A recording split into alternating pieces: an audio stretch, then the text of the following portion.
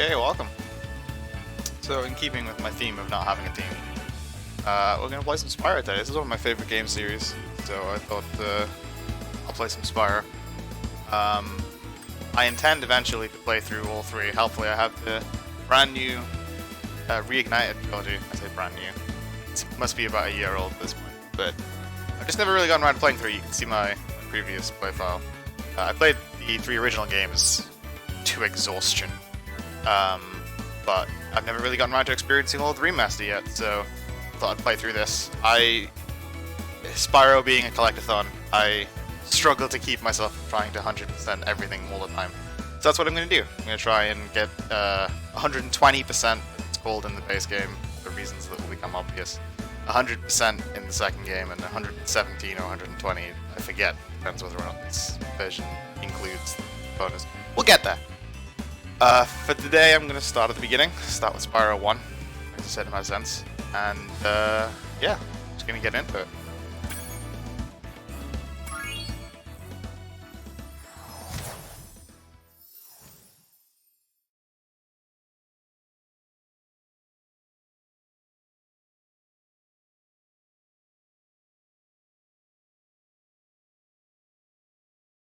Here in the 5 worlds, or is it 6?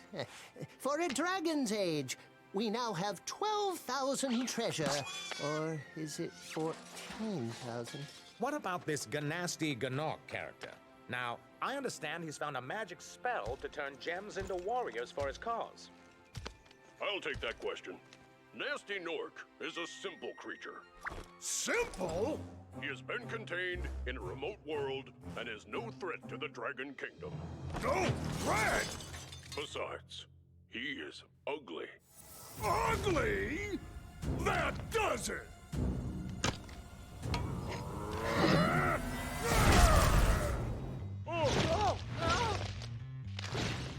Huh? Looks like I've got some things to do.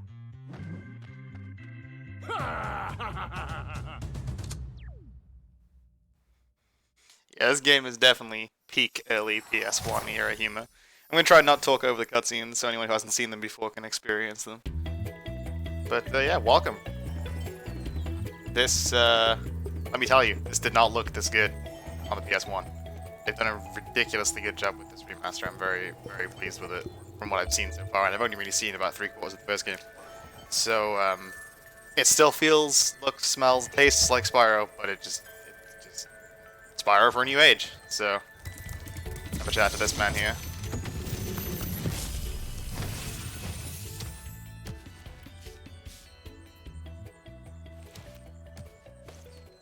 Thank you for releasing me, Spyro. Free 10 dragons in the artisan world, then find the balloonist. He'll transport you to the next world. What about Nasty Nork? I'm going after him. Find dragons first. That's all I can tell you. Okay. Do a little bit of explaining for them. The gimmick of Spyro is basically there are several worlds, and you need to meet certain criteria to pass from one world into the next world. That could be a number of dragons freed. See, there's a bunch of dragons. There's one there, one down there. Gems collected, eggs collected. There's a few different bits and pieces. It's essentially a collectathon. Let's see, can I? Yeah. So, for the Artisan's homeworld, you can see we have 1 of the 4 dragons, 0 of the 100 gems. There are no eggs here. And in the top left, that's our total progress. So, normally, you'd have to get a certain amount of each thing to be able to proceed to the next world, and then the next world, and the next world, and the next world, and eventually the last world. However, I like 100%ing this game, so I'm just going to get everything as linear as I can. That should be fine in this game. I should be able to just get everything from the Artisan's world, and then everything from the next world, and so on and so forth. Spyro 2, you can't do that, but we'll get to that when we get to that. So, I'm essentially going to try and 100% it as linearly as I can. So, there's also some skill points.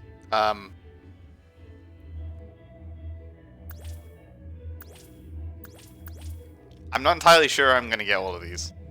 I never did when I was younger because you didn't have this menu. You just had to guess or know from online what they were. But, we'll see. It doesn't really count towards the progress in this game, so maybe, maybe not. Okay, let's have a wander down here.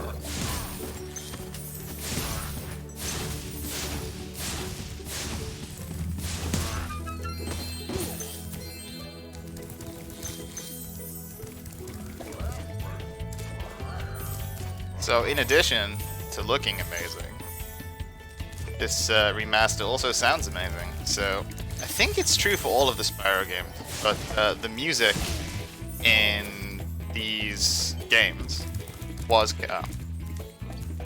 composed by Stuart Copeland, who you may or may not know was the drummer for the Police. Little weird early PS1 trivia for you there. It really was the era of getting famous people to participate in video games. And that's why the soundtrack for this game is amazing, and the soundtrack for all three of these games is amazing. And much as the nostalgia in me deeply, deeply wants to switch the music back over to the classic music, which you can do, they've done an amazing job with the remixes for the remastered version, so I'm going to leave that on. And they've also enabled something that we saw in some other games of the era, but Spyro didn't really have, which is dynamic music. So that is, if you go underwater, the music track changes and so on and so forth. It was a sort of landmark feature of Banjo-Kazooie and other games of the time, and that's now possible with new remixes. So we're going to leave the new music on, but the classic music might be playing in my head. Press the jump button twice to glide. And don't be afraid. Afraid? Of what? Falling from high mountain peaks? Plummeting into prehistoric glaciers? Oh, that. Okay, so we're gonna clean out the Artisan's world before we go into any of the little sub-areas.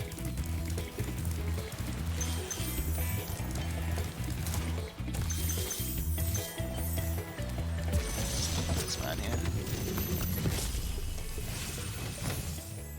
Where's Nasty Nork? I'll torch him. Keep your horns on, Spyro. You have much to learn first.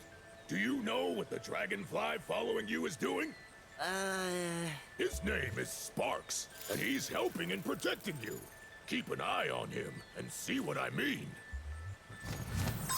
One thing I'm gonna do is I noticed the... Yeah, it doesn't seem to be a way to do it. I noticed the audio was off in that first cutscene because I didn't have the window focused. There does not, unfortunately, appear to be a way to have background audio.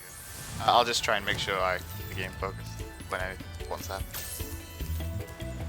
Okay, so this is from the era of games that didn't tell you how to play them. And you may be wondering, what are all these peculiar looking rocks? So I can tell you, number one, you can't swim in this game. In fact, let's prove it. Take damage anytime you drop in the water. This changed in Spyro 2 and 3, but for this game, you cannot swim. Water is death. Damage is represented by this little dragonfly here. So he was gold, he's now blue. Means I have taken one hit of damage. If I go find a sheep... let's cut first. I go find a sheep, and I play with the sheep. It gets a butterfly. Sparks, the little dragonfly eats the butterfly, he turns gold again. So you have gold, then blue, then green, then he isn't there, and then you die.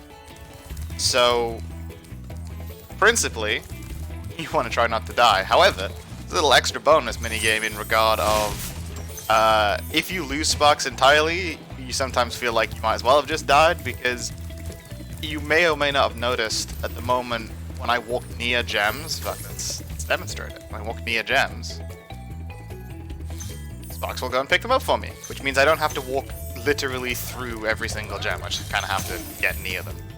If Sparks isn't there, that doesn't work, so you have to walk straight through gems directly, and it is miserable, and you really do not want to lose Sparks. So, hopefully, that isn't a problem. But yeah, back to these rocks.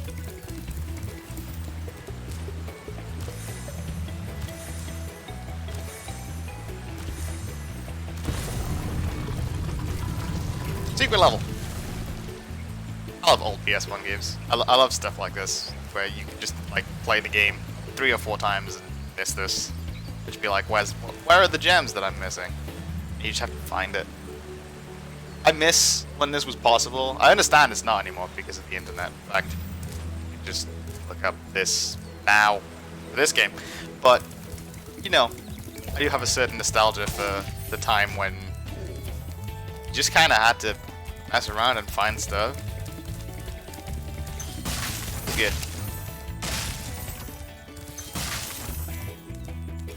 Let's talk to this man here, see what this dragon head's all about. Cool flash. Do that again. The artisan's boss is through a portal in the dragon mouth, but you are not yet ready, Spyro. First, you must complete one of the other artisan lands. Okay, so this is a boss. Can't fight him yet. This stays closed. The way the boss levels work in general is they're quite linear, and they essentially operate on the principle of you have no fodder. So these little sheep, there we go, called fodder, and they produce butterflies with sparks.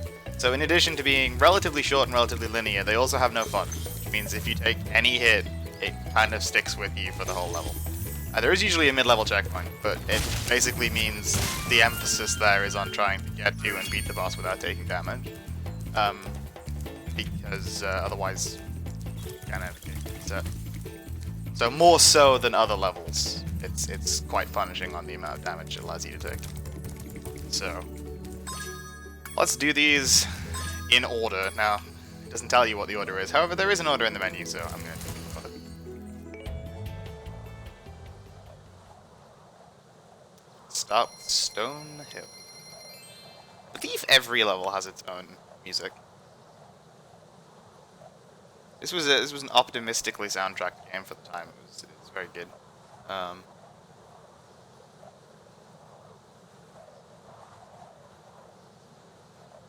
Gosh, it takes a little while to load the remaster on PC though.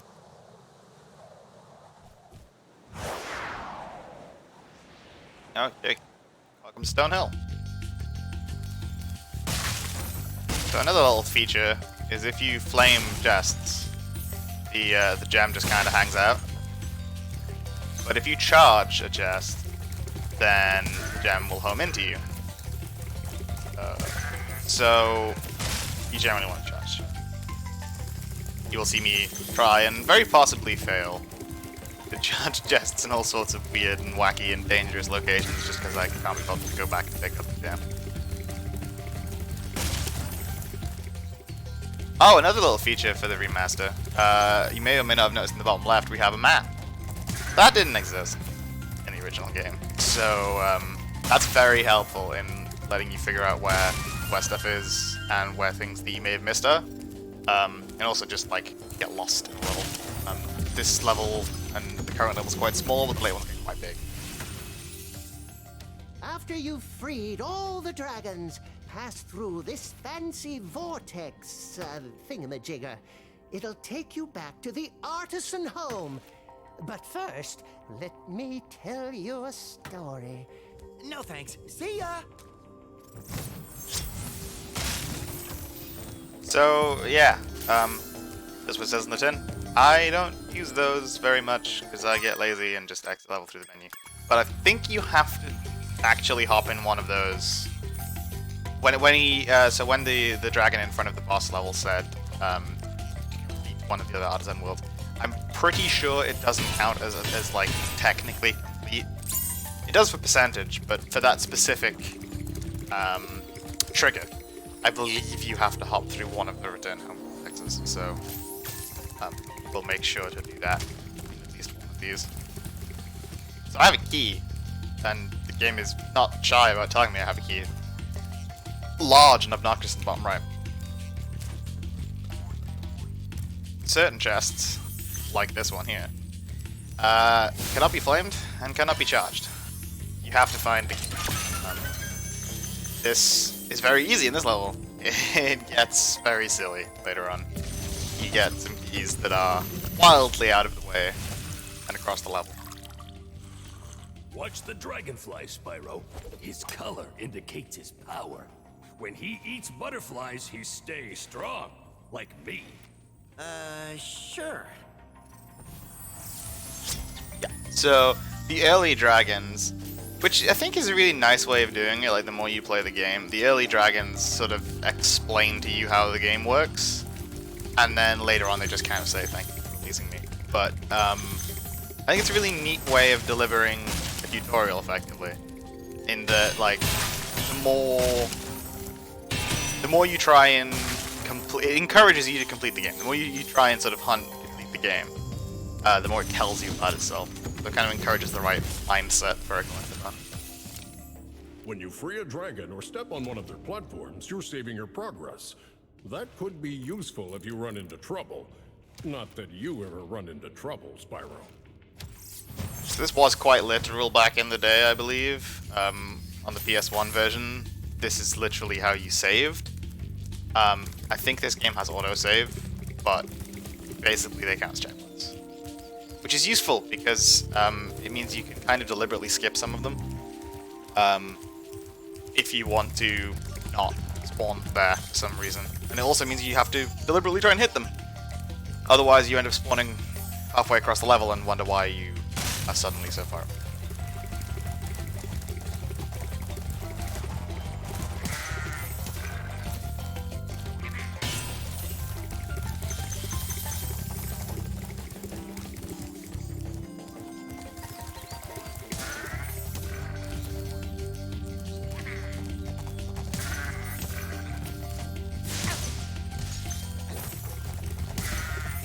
So I don't think we've seen any yet. I don't think there's anything special about wizards. I believe Stonehill is pretty much sort of tutorial level, as it were. There isn't really anything particularly hazardous here. Spyro, my friend, how about a hint on gliding? You bet. For the longest glide, press the jump button at the top of your jump, and try pressing the action button to drop down mid-flight.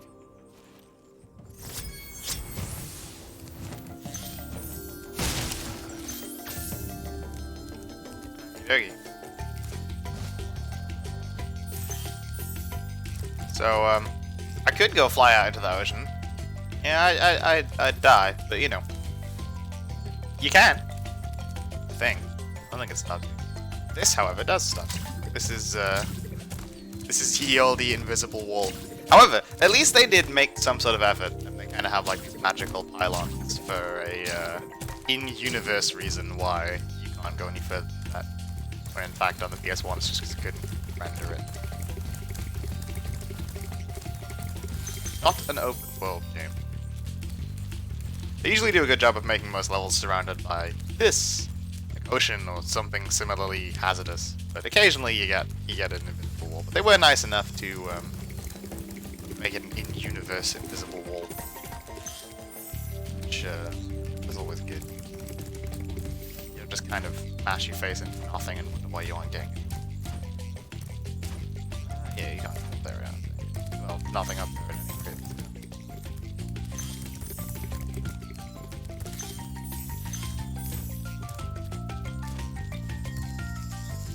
So here's the little that we started. This whole bit on the outside of Stonehill kind of blew my mind when I was younger, because like the downstairs really is just, it feels like a different level, and it feels like up here compared to the other games of the time. In a lot of other games, up here would have been just like scenery. You wouldn't have been able to walk on it. You wouldn't have been able to get to it. So for it to then like, oh no, you can go there, was quite the shock when I was playing this game when I was much younger. It wasn't really the done thing, and again, it kind of instills the right mindset for this game, which is like, if you want to find everything, you kind of have to go everywhere. Everywhere you think there might be anything, and everywhere else as well. So that guy's a thief. He's an egg thief. He has stolen one of the dragon eggs. Very rude. They are a pain. They are a huge pain. Basically, they'll run around like that, and this guy just kind of runs around in a circle. And he's still a nightmare to catch, because realistically, I believe he runs at exactly the same speed you charge, which means you have to, like, get him in the corners. You have to, like, cut corners and stuff. And on this one, that's pretty easy, because it's a circle, and he doesn't take a perfectly optimal path, so you just kind of cut in a little bit, and it's fine, and you eventually catch up. On later levels, those thieves can take some very, very, very, very annoying paths. Be very difficult to keep up with. So 100% on Stonehill, splendid. Let's go find that return home hole before I forget it, because I wonder why I can't get to the boss.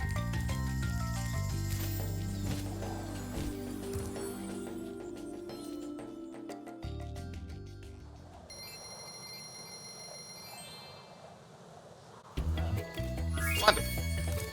Okay, so I've now utterly forgotten what the proper order is, so we're gonna go to do this one next, because why not? It also showcases some good mechanics, this one. Oh, you may have noticed when I killed that guy.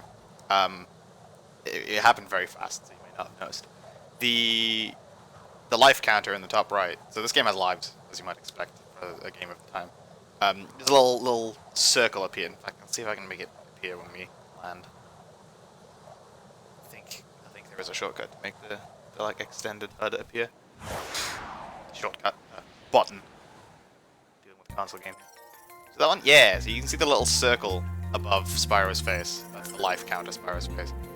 So I have 7 lives, and that little circle. When I killed that guy in the homeworld, who I had already killed before and therefore gotten his gem, I can't very well get the gem again because there are 12,000 gems in this game. So instead, the game gives you kind of a little bonus. It gives you a little pearl. And if you collect, I believe it's 20 of those, they kind of go around your life counter. And if you collect about 20 of those, you get an extra life, which is kind of nice. But hopefully, because I intend to do this game quite linearly, we won't be getting very many of those. Because I won't be killing very many things I have already killed.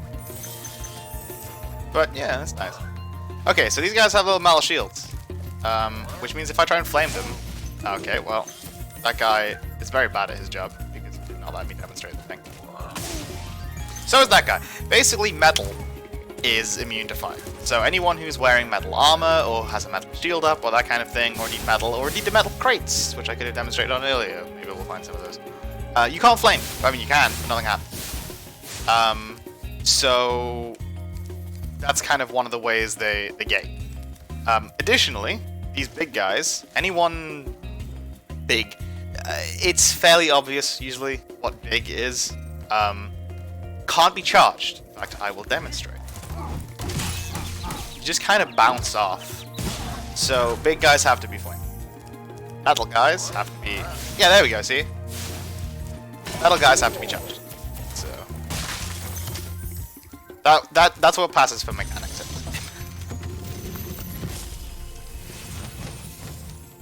Oh, it's you. I wasn't sure if you'd escape those annoying little creatures.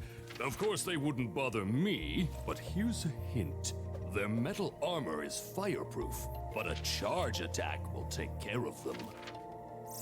What he said.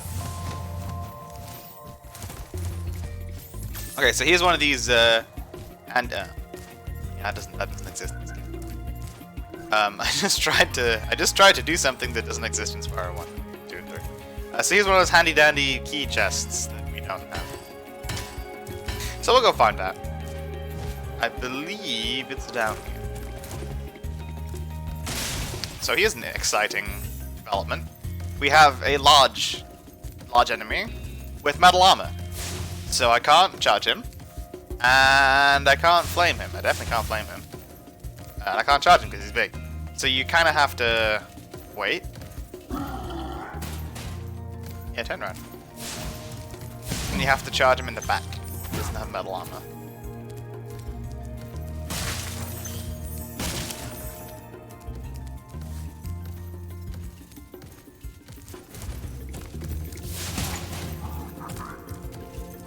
Is that right?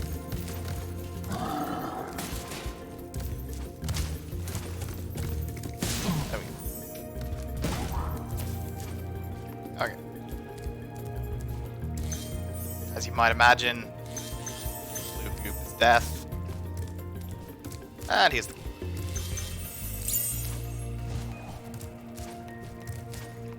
Let's go with this jam here. And talk to this man. See what he has to say. He probably tells us how to beat those guys we had to beat to get to him. Psst. Spyro, wanna know a secret? Use the action button when you want to zoom in and look around. Oh, your secret's safe with me.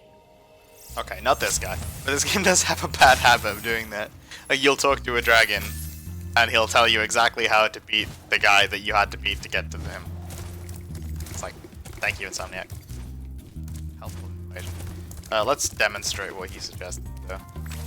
So you can kind of just person it up if you want to. Helpful for finding things in the environment if you don't know where they are. I should hopefully remember roughly where everything is. So.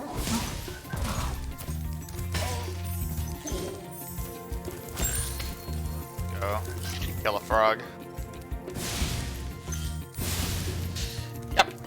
There's a few of those things. I see I got a... is it capturing? Oh, it's not. Excellent. Well, good, because I don't really want to capture the Steam Overlay. But there's an achievement. Yeah. Environmental interactions. You can...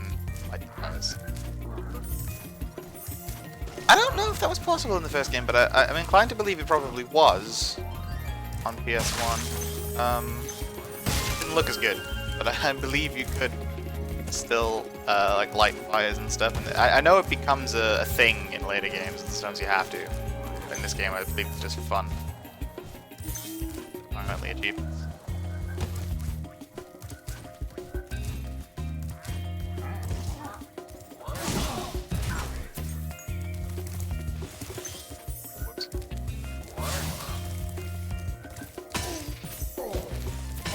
These guys aren't the smartest.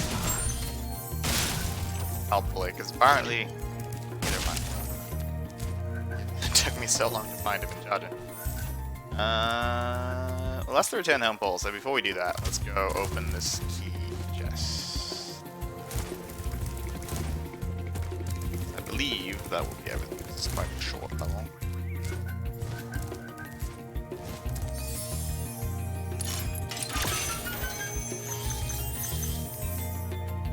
So what are we at? 94 out of 100 and dragons. So yeah, almost certainly everything we need is by the portal.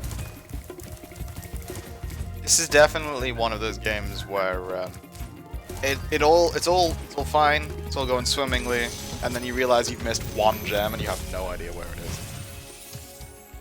Big enemies like this Nork with the club cannot be charged, but a quick flame, that should defeat them. Oh yeah, this guy's like peak. Thanks, buddy. There was one of those here, and there was one of those down there, and I would have had to have killed one of them to get to you. But thanks all the same. Let's just hop in this, because we can. We're right here. I believe that's 100%. Can I do math? I can! 100%, very good. Okay.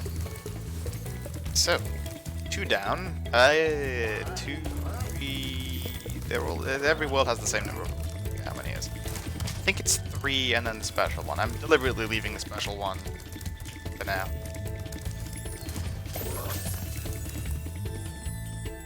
We'll come to that one. Okay, so this has the first truly obnoxious thief in the game. So that should be fun.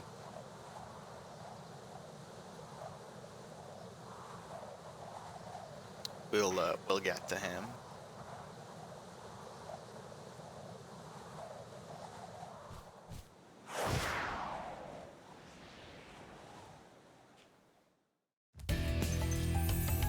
Also has pretty amazing soundtrack. I like this level. To be honest, like, all of the levels are good, but things really start to pick up at a few worlds' time.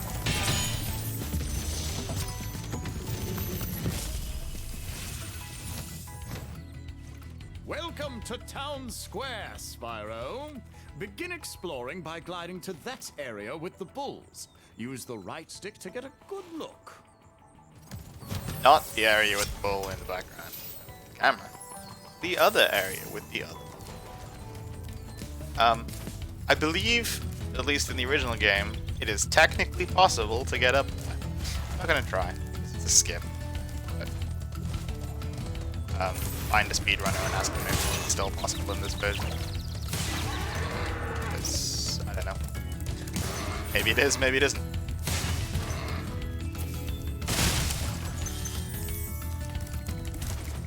They fixed a bunch of unintended skips in various bits and pieces, but I feel left just of for old time's sake. No, yeah. Retreat, can't get that later anyway.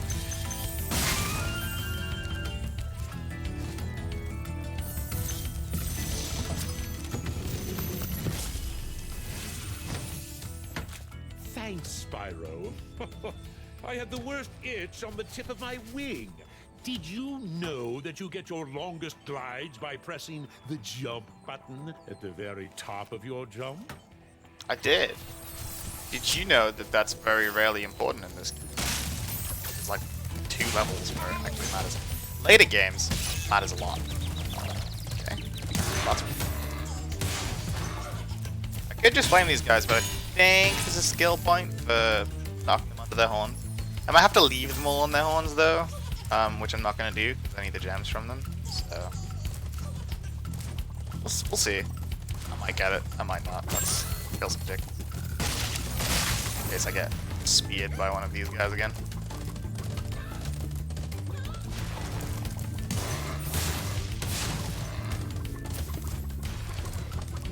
Oh, you get the gems. Whoops. Well, I could have left them. Hopefully, I don't need to. Hey, friend. Oh, God.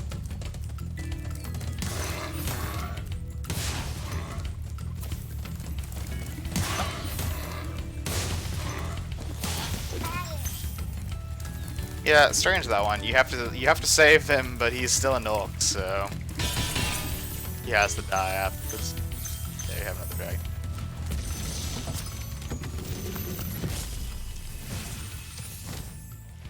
Spyro, did you see a man dressed in blue running around here? He's a thief, and he's stolen a dragon egg. You've got to track him down and get that egg. Run, run! I'm getting a little winded. Overly dramatic, but he has a point. So, yeah, you still can't get up there from here. So, have you seen a man in a blue robe running around? Answers on a postcard. He's here.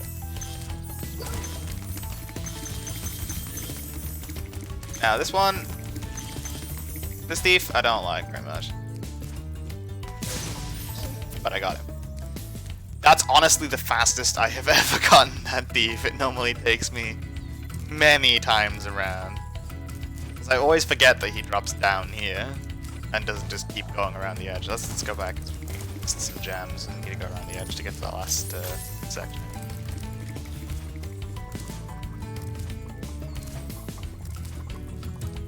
Okay.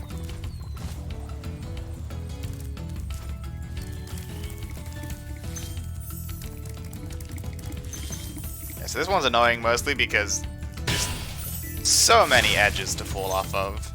So very many. And all of the right-hand ones are completely unrecoverable. If you fall off any of these, you die.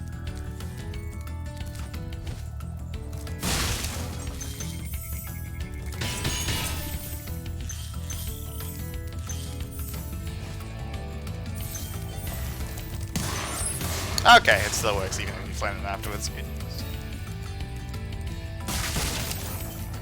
Ah, fan chests. These guys are your biggest fan. Sorry. Yeah, you flame them repeatedly. They do that. They're metal, but strangely they're metal and still immune to being charged. Go figure. The game isn't that consistent. Key chests are also metal. Metal just means flame doesn't normally work, but fan chests kind of spin, spin, spin, spin, and then explode and gems. Thank you for releasing me, Spyro. You can always check your progress by accessing the guidebook through the pause menu. Splendid, so that's 100% here as well. And once again, the return home portal is nearby, so we'll hop in it.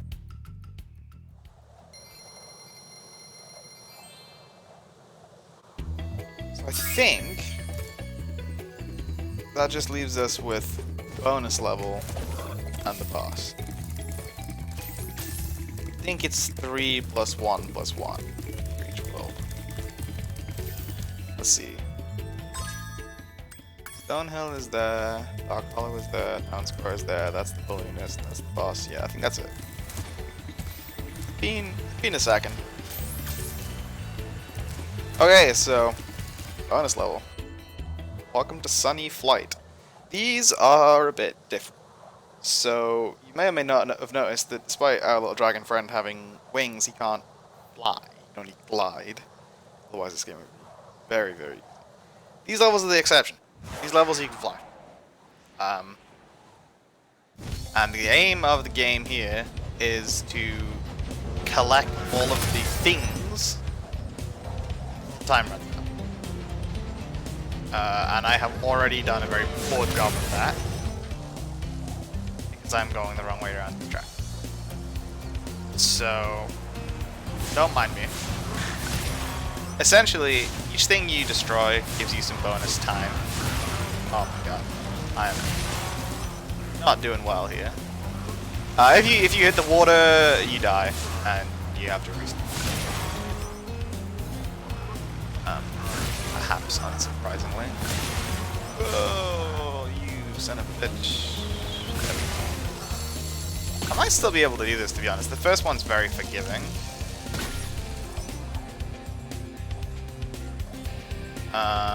Maybe not though. So you get gems for destroying each of these. Then you get gems for destroying all of the same type. And then you get, in fact, let's try again. Yeah, so you get gems for destroying each. Oh, actually, no, you don't get any gems for just destroying some. I think that's a feature of later ones. You get gems for destroying all of one type, and then you get like a bonus for destroying all types, all in one run. So let's see if I can do a slightly better job of this. Rather contingent on me remembering the way to do this thing. They are kind of laid out in such a fashion that you can kind of naively... Like, there's clearly an order that they were like, you should do these, then these, then these. But in reality, you can go much faster if you kind of do some of one and then some of the next one. But you can also bug yourself right up and end up somewhere where there's nothing to destroy and run out of time.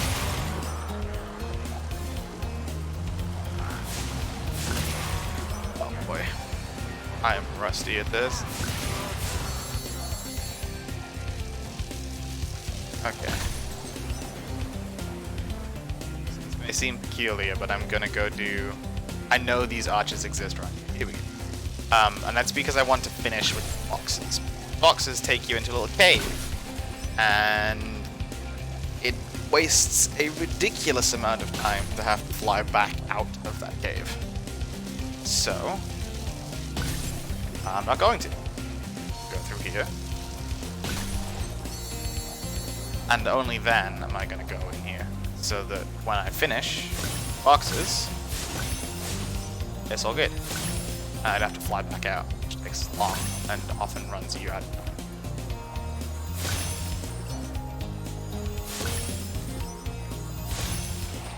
There we go. 19.5 seconds to spare. Yeah, the later ones will not be that forgiving. Okay.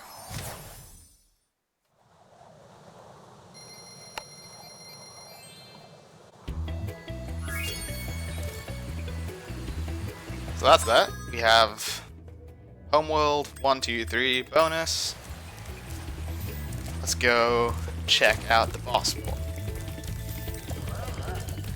now we have beaten at least one, and in fact 4 other levels. This thing opens your eternal reward.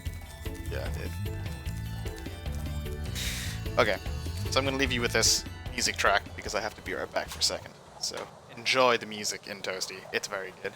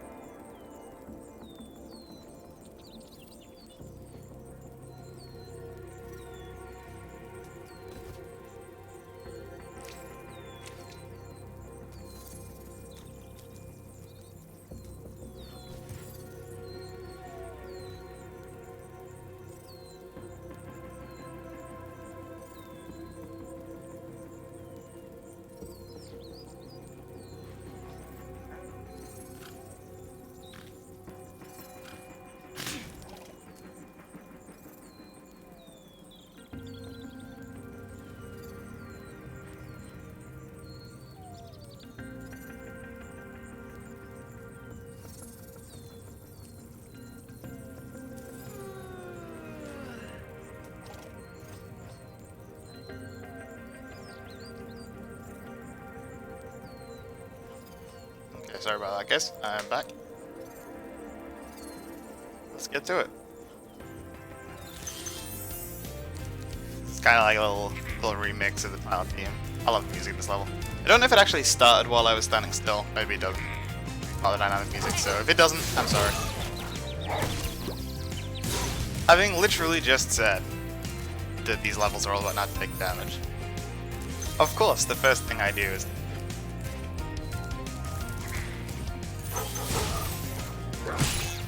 excuse me? I guess you have to flame these guys twice. Huh. Excuse me. Oh, and you can't charge them. Well, this might be a redo. Huh. really has been a while since I played this game. We got him though. Well, maybe I'll just have to do the rest of this level without getting hit.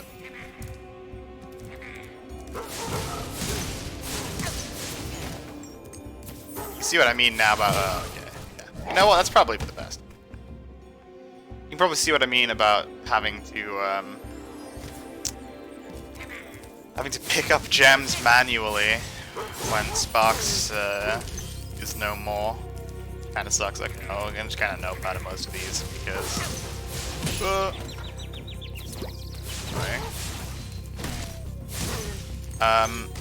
kinda know about most of these because they just drop pearls at this point.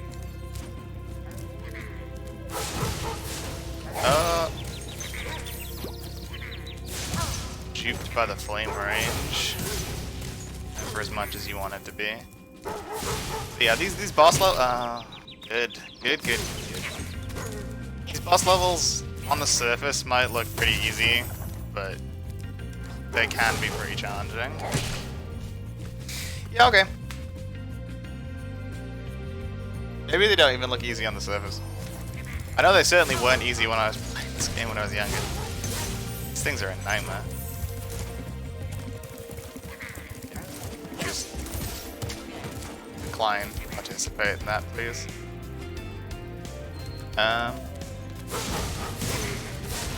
Again, no need to mess with that guy now because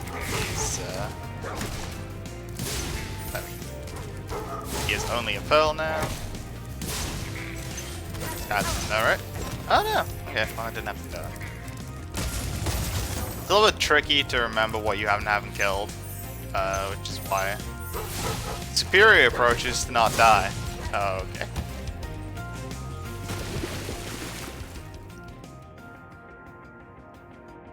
Look, I just want to show off more of this wonderful music. That's my excuse, and I'm sticking with it.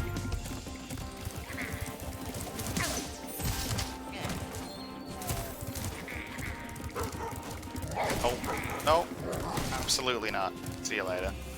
Goodbye. There we go.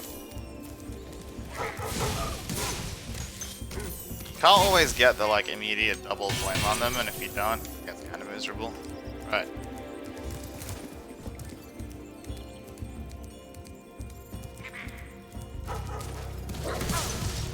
Okay. A checkpoint.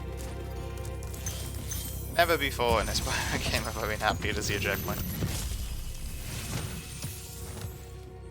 Nasty Nork has put one of his most devious henchmen in charge of the artisan world. Bring him on. I think I smell a barbecue.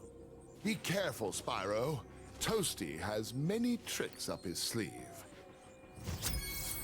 Yeah, you could say that.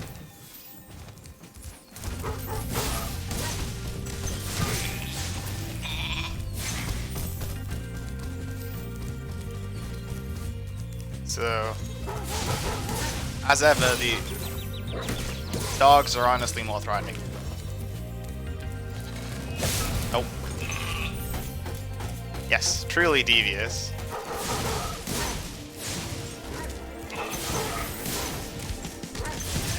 It's a sheep in Wolves Club. So, rip first boss. That was Toasty. And 100%. Okay, so I believe that is the Artisan's World in its entirety. 1,000 gems, that sounds correct. So the entire Artisan's World we have 100, 100, yep. So we good. 16 dragons. And gonna go flex on this balloonist here, who I believe is gonna ask for us to have like 8 dragons, I think it is. And we're gonna blow him out of the water. Let's see. He might not ask anything, he might just say like, oh yeah. I see you've been busy rescuing dragons, Spyro. You may travel to the Peacekeeper's world if you like. Are you ready to go? Very good. So yeah, I don't actually remember what the requirement is because I don't believe I've ever run into it, and he doesn't tell you unless I haven't met it. It must be like 8 or 10 dragons or something like that. I know you can do it with like. I think you have to beat the boss. You might not have to beat the boss. I know you can do it like 1 or 2 worlds. So. Okay. Hello.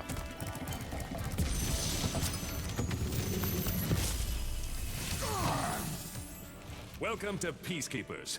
Look how our treasure has been stolen and turned against us. Please, recover our treasure, Spyro. Collect treasure. Got it. Okay, so we were in the Artisan's world, which is why everyone had easels and paintbrushes and such. Welcome to Peacekeepers world, where the Spartacuses of the Dragon world live. Probably a poor example. It wasn't very aggressive with these. So here, the water is purple, and just deadly. And rabbits. So there is a new fodder for each world generally, and to be honest, there's a new fodder for every sub-world later on, but hello. So rabbits. Rabbits are the ones, yeah. Cannon boys. Interesting feature is I can use these myself.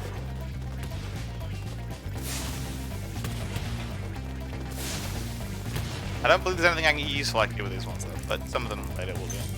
So, this is the first world, I can here.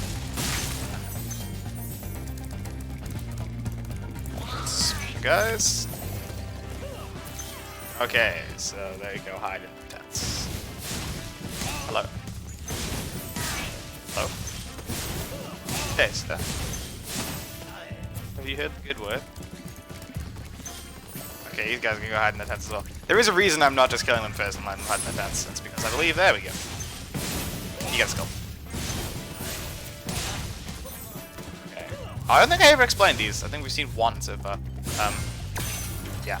So if you don't collect that gem, it kind of sits in there. You can't charge. Well, you can charge them, but the same thing happens. And if you charge them, you bounce off hard enough that it makes it difficult to collect the gem.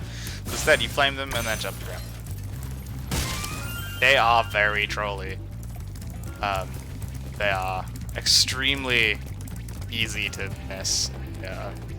A huge source of frustration. Very, very often just find myself like repeatedly trying to make one of them work. Oh, no, thank you. Please stop. There we go. Hello? Very. Okay, let's go toward this balloon on the off chance we haven't met his requirement already. The Magic Crafter's world is far away and very dangerous. Maybe if you find 1,200 stolen treasure, I'll show it to you. Yeah, okay. So, as you can see, like, if I just complete this homeworld, I could go to the next world without doing anything else here. The game's requirements for progression are actually refreshingly lax. If you just want to beat the game, oh, okay. Oh, mercifully, that's not a death hole. If you just want to beat the game, you really don't need to play very much of it. But I like this game, and I want to show it all off. So, not for me.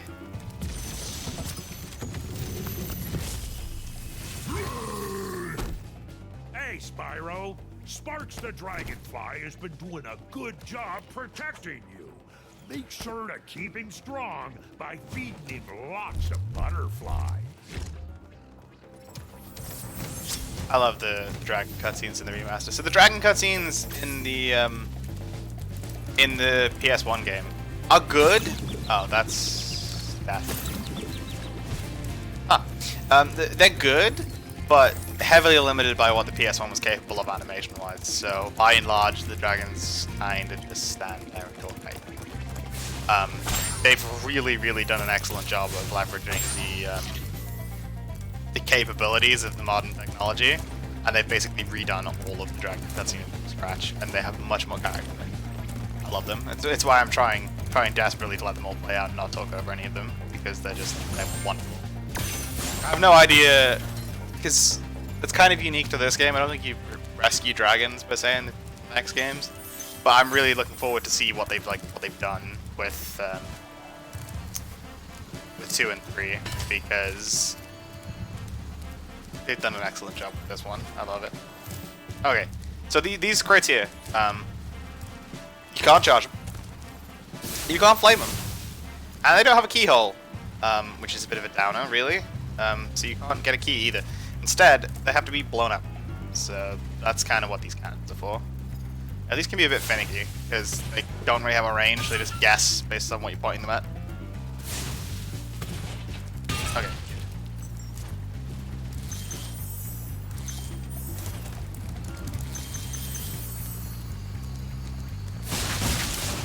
So here's the boss level on this one. It's just unlike the first one. I think once they kind of like got you on the first one, they're like, right, prepare before you do the boss. They're like, okay, do what you like. Okay, so that's an awfully big red target, isn't it?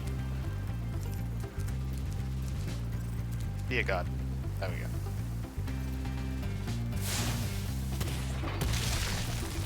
Very good. So, secret level. Let's go pick up the temperature. But again, we'll do these at the end of each world for a few reasons. One, they make a nice change, and I like to do them on a fairly regular pace. And two, they're hard, and they could take me lots of tries. So I don't want to do two back to back. Okay, this guy is a bit of a pain. Okay, let's get the dragon first, because that's gonna happen at some point.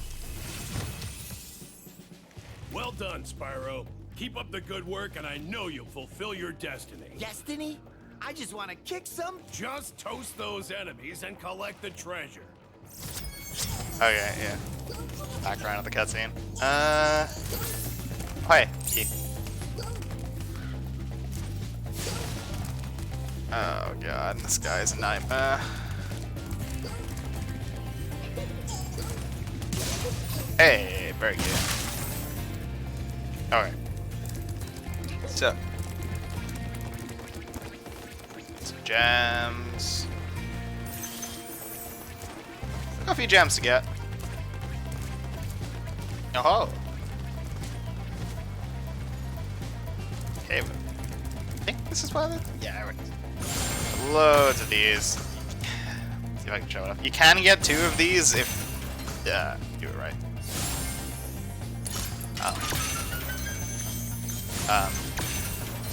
It's very difficult. It's not time it takes to try and do it, to be honest. Okay. There we go. Just go to Dry Canyon first. I believe that is canonically supposed to be the first level in this world. They appear in a certain order on the status menu, and the perfectionist in me likes to do them in that order. There's no other compelling reason to, because I feel like it. Doesn't really matter what order you do them in.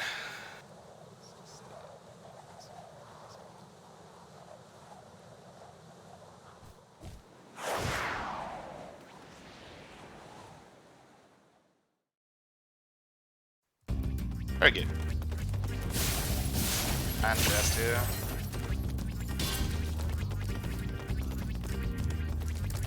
Ah, yes. Alright.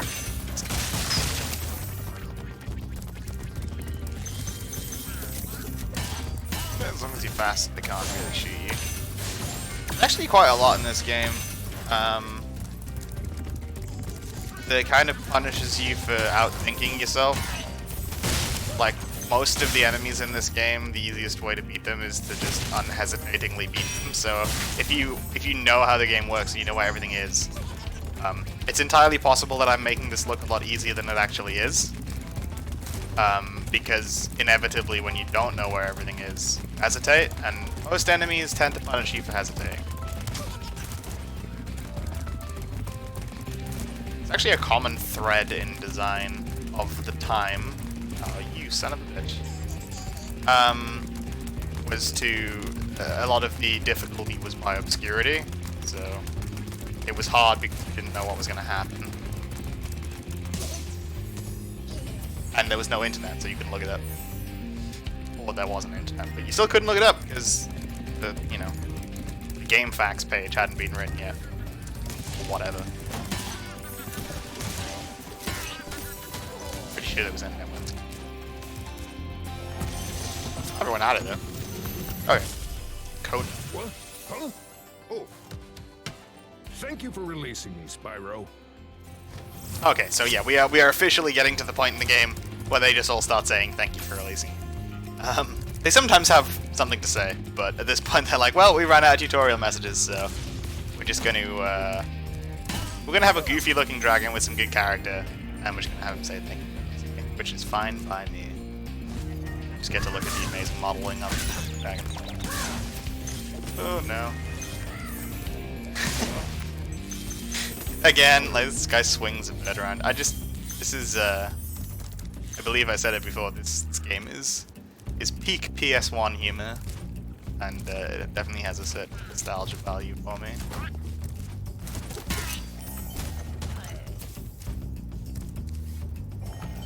Okay. So, let's talk to this guy, if no other reason than to get a checkpoint here in case I inevitably mess up this glide. Dry Canyon rewards good gliders. You are a good glider, eh, Spyro? I was born to glide. The judgment is real. Okay. He's not wrong, though. That's one of the first glides in the game where you actually have to do a pretty decent job. Oh, well, I went for both, and I got neither. Seems about right. Let's just take this one at a time. Oh, good God. Okay.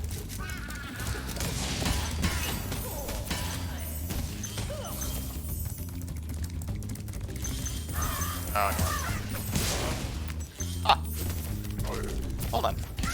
That went better than I expected.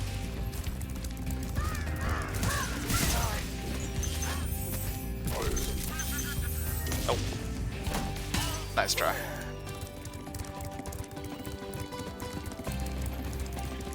I don't want to say it because I'm going to jinx myself, but I'm going to say it anyway. I think I'm getting the hang of this game again. Oh, hey, look! Yeah, also, I love this. They like shake it up! It's great. I love the animation. It's just so clean. A lot of this, actually, like, this isn't new to the remaster. I'm pretty sure they did that in the base game as well. It's just a huge amount of attention to detail that went to make this game. Like, Insomniac really knocked it out of the park this era. Hopefully, when I gain the facility to capture something that isn't my computer, because they do not emulate well,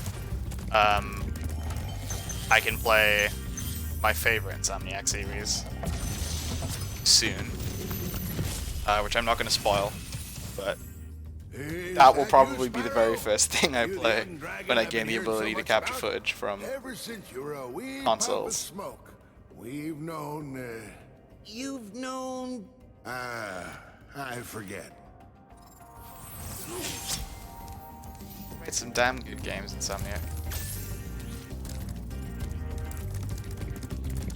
Alright, yeah, there's a key chest over there, so I'm not going to bother gliding there until I go and find the key, and I can't remember.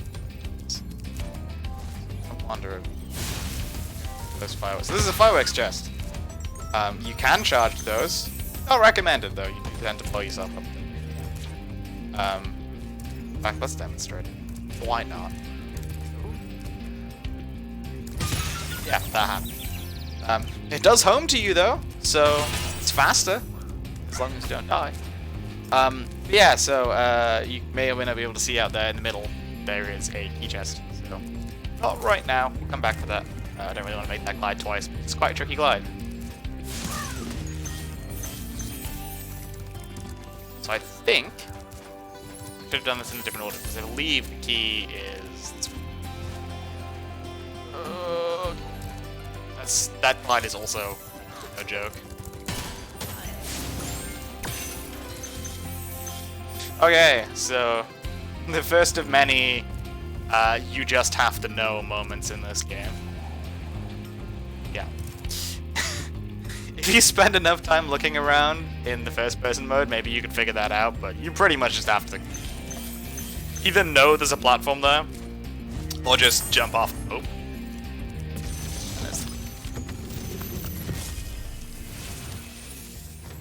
Incredible glide, Spyro. I thought I'd be stuck here forever with those ugly vultures standing on my head. Those birds might look tough, but they're pretty tasty. Flame broiled with a pinch of salt. Dude, stop making me hungry. Okay. It's kind of sequence breaky, but let's just fly around the whole place again.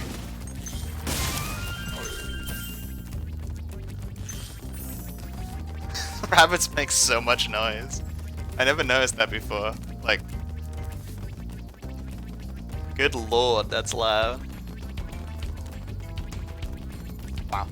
Okay, so we have a key chest, which I'll go get the key chest now because I think the rest is just the return home pull. Finish the pull and actually go through the pull. I might try and actually use the return home portals and not just the exit level from the menu. Helps it feel more cohesive.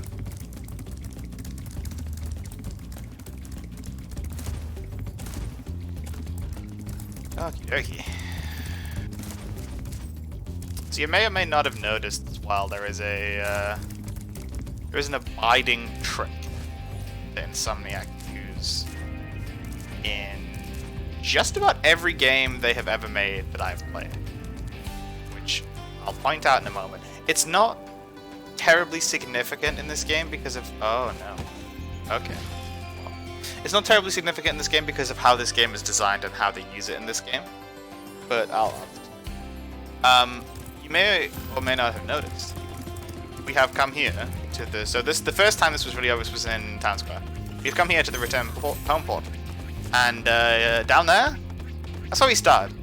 So it's a sort of defining design gimmick of Insomniac games that inevitably they end up putting the end of the level at the start of the level. So in Spyro, they made a habit of making it thoroughly inaccessible, and like there's no way you can get up here from here. There just isn't. It's not even remotely feasible. But in some of their other games, which again I'm mentioning no names, they did a less thorough job of making sure you couldn't do that. And the result is, you watch speedruns of Insomniac games, inevitably there are sequence breaks everywhere. Because their favorite trick was putting the end at the beginning. Now this helps the casual player on the 3rd and 4th and 5th playthrough, or even the first playthrough, but 3rd or 4th and 5th time to an area, because they can kind of cut potential backtracking distance in half, which I'm guessing is probably why they did it, because if, for example, you missed something 7/8 of the way through the level, you can just backtrack down the level backwards and get there much faster. But what it means is, if you know what you're doing, you can just go straight from the end, the beginning to the end. It's kind of not like fun. But again, much as I have dabbled in speedrunning, I have no desire to do that on stream. I like showing games off in their entirety. I like playing things to 100% completion. I'm not going to go through that return home portal because it's a long way away. So...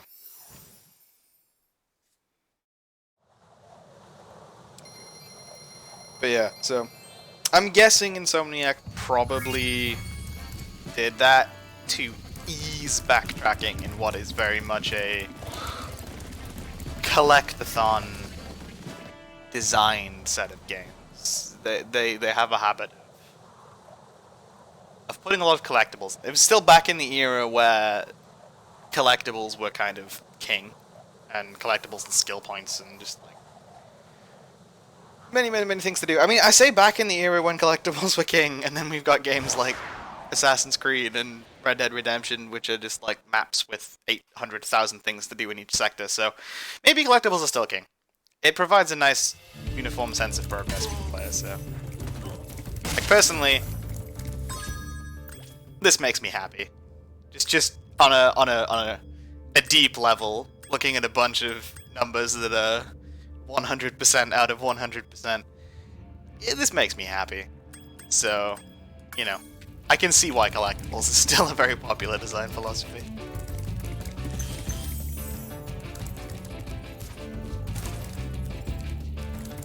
Oh, yeah.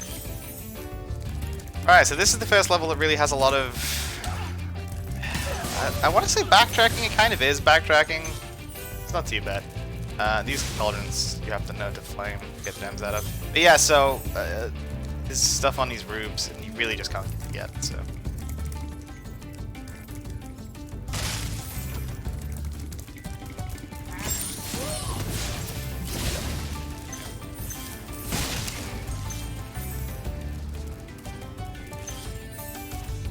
In fact, hang on. All of the fodder makes a ridiculous amount of noise. These lizards make a huge amount of noise. I've never noticed how much noise. That's kind of silly. I guess it's so that you know it's there. Yeah, it probably is. Like, it's probably some sort of audio cue so the player's like, oh hey, there's fodder over here. Oh, this guy's terrible.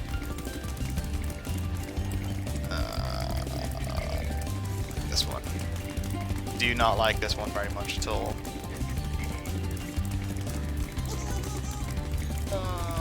We'll get him eventually. Someday.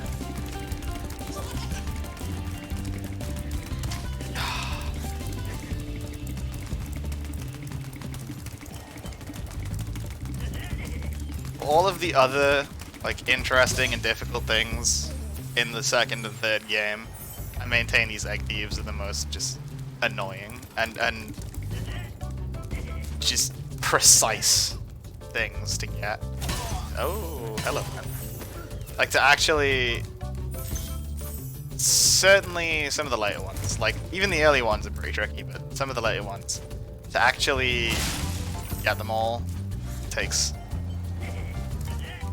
quite a ridiculous amount of precision. You have to get very, very good at charging. Let's see if I can do this. I believe it's technically possible to light this... Yeah, there you go.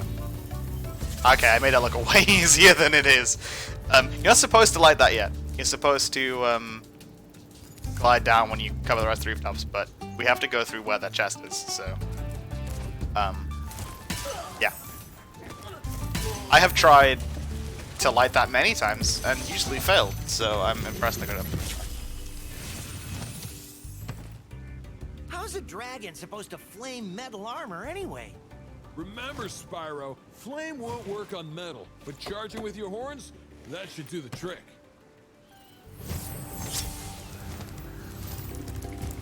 Honestly, I just want, like, the variety of character design in this game. So I just want, like, I don't know, an RPG or something where you play as the dragons from this universe.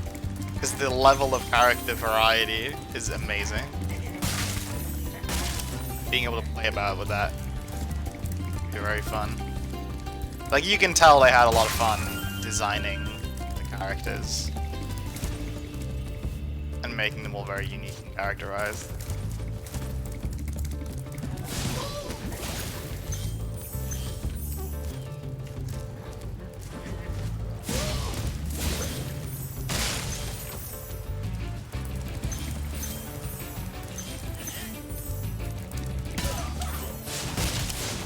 Oh no. There we go. Cauldron?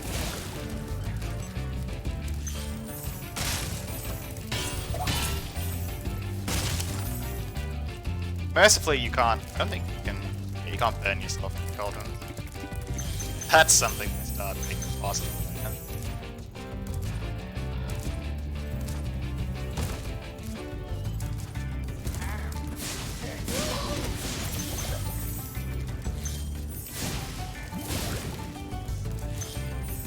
Let's see what Enzo has to say. Hey, what's on the other side of that river? Why don't you glide there and find out? So this was another mind-blowing level when I was younger. Like, just the fact that when you're at the beginning there, that just looks like the edge of the world. especially when you remember you didn't have a map, so you couldn't see that was like walkable terrain. Like you can see in the bottom left there that whole area is walkable terrain, but in the original you didn't have a map. So you sit at the beginning there and you're like, oh yeah, that's just scenery. That's just the edge of the world. And you get up here and it's like, oh no, you can go there. That's a place with things in it. That was a good experience.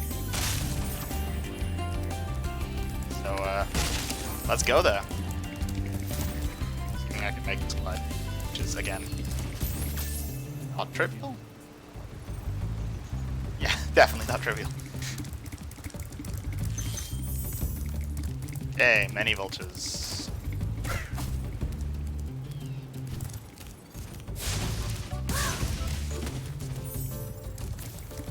Ah, we have more magic walls. Again, still the most elegant way I've seen anyone do invisible walls in a game.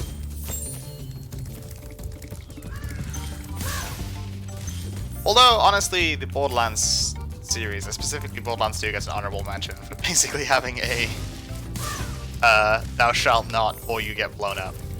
Like, their invisible walls are, hey, we've noticed you're going the wrong way, and if you keep going the wrong way, we're going to blow you up. That's a pretty good way of doing this as well. Okay. So, first, look, that's bad. Because I believe that's what opens this whole shortcut. You've reached the highest point in Clifftown. You can get to almost anywhere from here. If I were you, I'd use that whirlwind over there.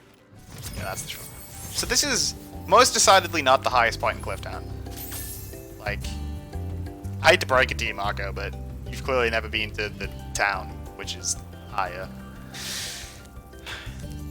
He's been frozen in crystal for a while. I suppose I should cut him free. Okay.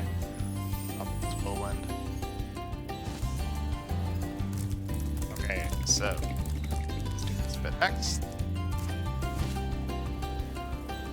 Very good. Purple gems. So yeah, if it hasn't become obvious already, gems have different values based on the color. Red is 1, green is 2, blue is 5,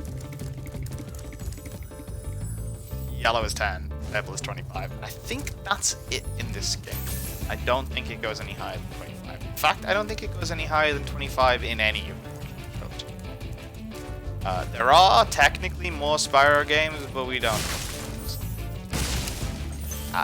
I like some of them, but none of them really recaptured what the original trilogy had to offer. Enter the Dragonfly was probably the closest. It was just temporally the closest. It was the first one they did after the original trilogy. And it was pretty good, but it just kind of tried to break one too many rules for my taste. And then A Hero's Tale kind of went down the same route. And Legend of Spyro is just... It's a perfectly acceptable game, but it's not Spyro in my opinion. It doesn't do what Spyro did. It focuses far too much on the combat and the different breath types and all of that guff, and not nearly enough on the level design and collecting sort of cycle that the first three typify. Not typified by. And they also haven't been remastered, and they're only on PS2, so again, I can't play them even if I wanted to, and I don't really want to play them. I think I'm probably just going to play Trilogy and leave it at that for a while. At least. Maybe I'll play them someday, but they're not my favorite. There was definitely a theme, actually, in the sort of PS1, PS2 era. So if it hadn't become clear already, I grew up with Sony consoles. I grew up with PS1, PS2. I did not have a Dreamcast. I didn't have anything Nintendo shaped. I didn't have any Xbox. Any form of Xbox. I have been pretty much Sony through and through. The first Nintendo console I got was a Wii, and I still haven't owned anything made by Microsoft except Windows. So when I talk about gaming eras, I talk about them in terms of the Sony consoles. So insert your favorite generation here. But it seemed to me to be a bit of a theme around about that time, that either on PS1 or PS2 or whatever. Word of caution, little one. Wait until you grow big, like me, before charging those large enemies. Interrupt him.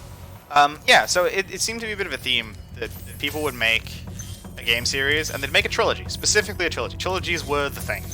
Inevitably, when you got a game and it took off at all, you got 2 and you got 3. And they were usually pretty good. And generally speaking, 3 seemed to be the magic number. You could get three good games out of a series that had some potential. But then that's it, because inevitably, a few games tried to make... They made their trilogy, and they were like, yes, good, we've done that. And then they came back and they tried to make another one, and it always sucked. Like, generally speaking, they'd make 3, and they'd be 3 really good games, and then they'd try and make a 4th, and it would be terrible. Or at the very least, it would just not... It wouldn't hold a candle to the first 3. Like, Spyro did it. Crash did it, in my opinion. That's gonna draw some... That's potentially an unpopular opinion. I don't think... what is it? Is it Wrath of Cortex is the PS2 one? Hang on. We've got... Yeah, so Crash Bandicoot 2, Cortex Strikes Back, Crash Bandicoot 3, Warped, and then Wrath of Cortex. I don't think Wrath of Cortex is bad. In fact, I think it leveraged the PS2's technical capabilities to sort of expand the game quite nicely. But it just didn't have the same charm as the first 3. I didn't play much of the Crash games. I do actually have the Crash Trilogy Remaster, and I may play that at some point, but I did not play those to death when I was young, which means that will probably be a lot of dying and a lot of swearing. But I might play them at some point. It feels like a game series I ought to play, how much I enjoy Crash Team Racing and a bunch of other Crash products. But yeah, like, they made 3 and then they made another one and it was just not the same. Spyro, some big Norks up ahead are wearing armor, and in the ice cave, armor can make their feet very slippery. Yeah, I'm not sure that's how that works, but sure. If you put armor on, your feet suddenly get very slippery. Yeah, I'm not convinced by that, but I believe what they were going for is basically they're really heavy. So if you get them moving, they keep... But yeah, so there seems to have been a pattern in the kind of like, what is it, 5th generation? PS1 and 64. I think it's 5th generation. And then 6th generation GameCube and PS2 and Xbox and stuff. Of making really like solid trilogies and then trying to make another game and just failing miserably at it. Like, I'd be interested to hear if anyone has any examples of games that had like a really solid 4th installment, but I can't think of any. They always seem to get it right and then just overstep slightly on that 4th game.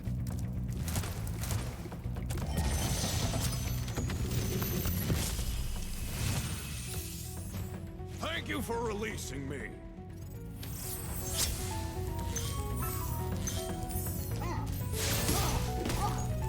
Actually, I haven't mentioned it yet, but this is one of the best music tracks in the game. This is pretty hype.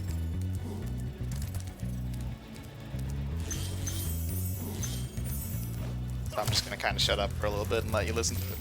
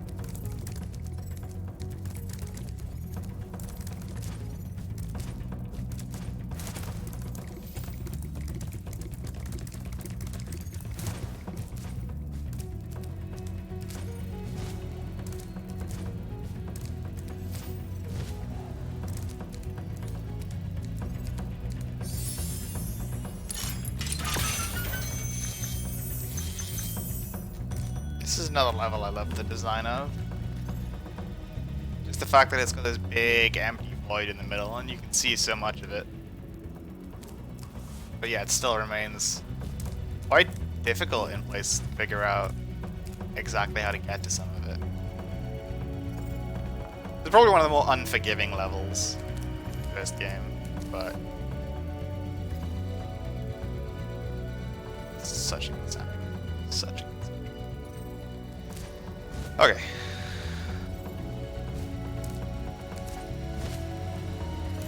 Oh yeah, you can glide to that platform from up there, but you can also make it.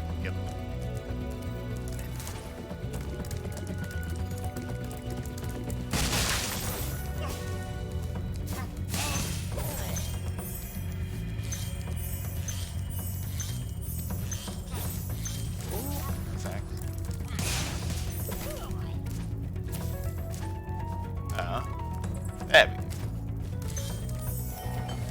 Let's talk to this man so we get a checkpoint because I have a habit of falling off here.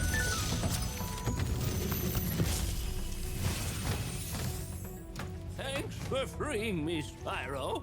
And now, where was I?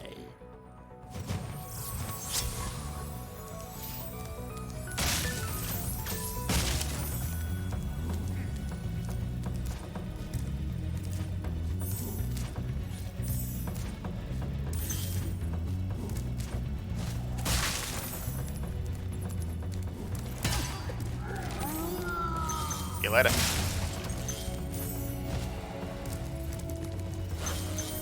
Oh, I knew it.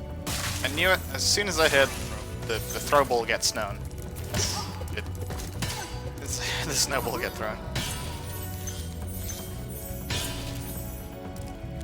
Alright, yeah. These are possibly some of the scariest. Let's kill it. These are possibly some of the scariest things in the whole game. These lampposts you have to charge. It is terrifyingly easy to just charge it up the edge.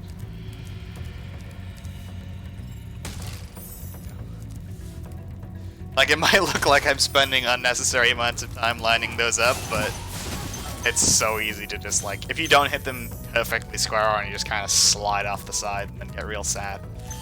So.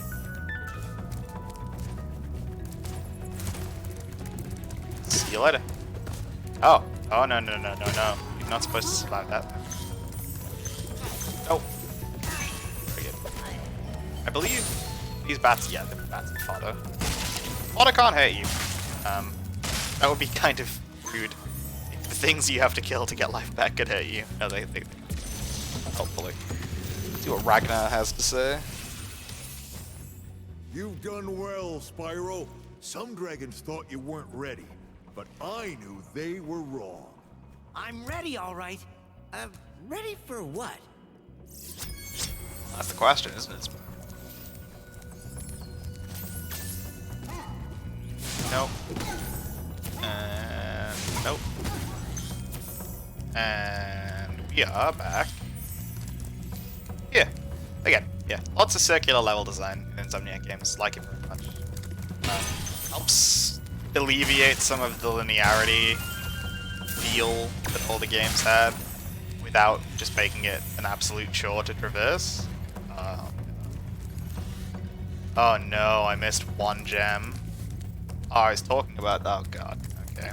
Where is it? I was talking about this earlier. This is the nightmare scenario in this game.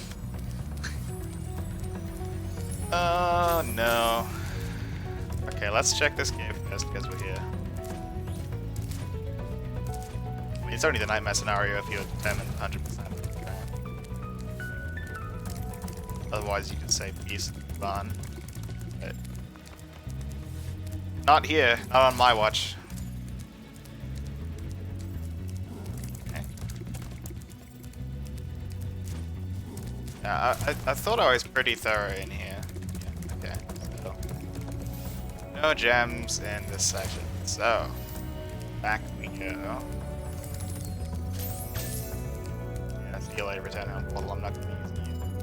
Oh, there it is. Oh, okay. Maybe I will use it. That's fine. I'll take that. That's relatively relatively okay. I didn't have to spend the next 8 years of my life looking for one gem. But yeah, the circular level design in this game is nice. It helps stop it from feeling too linear without making it just a massive chore. Like, hub and spoke level design is nice and all, but you end up traversing the same sort of hub area a lot. I mean, I'd say that. Welcome to the hub area. But in the levels themselves. The hub. Let's go do the flight level before we do the boss. Hello, friend. Goodbye, friend.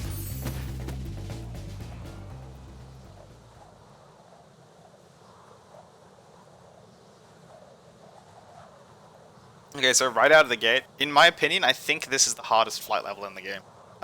For me, anyway. Even though it's only the second one, I don't like its flight level very much at all. So we'll see how it goes. Hopefully I can nail it in one shot. On with my life. I never have to do it again. It requires quite a lot of precision because of these boxes.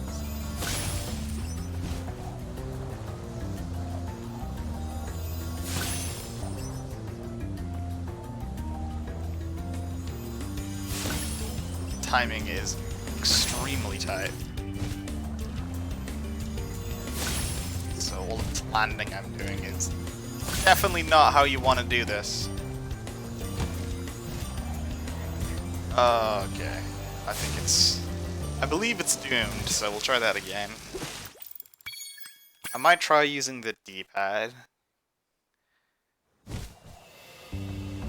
I know it might be hard to believe, but when I played this game, analog sticks didn't exist. I played this game on a PS... Well, I think they did exist, but I played this game on a PS1 controller that was not DualShock. Not have analog sticks. So I played the whole game with a D-pad. Yeah, wouldn't recommend that.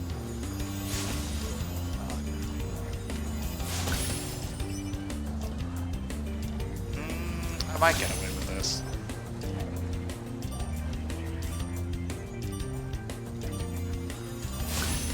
I also might not get away with this.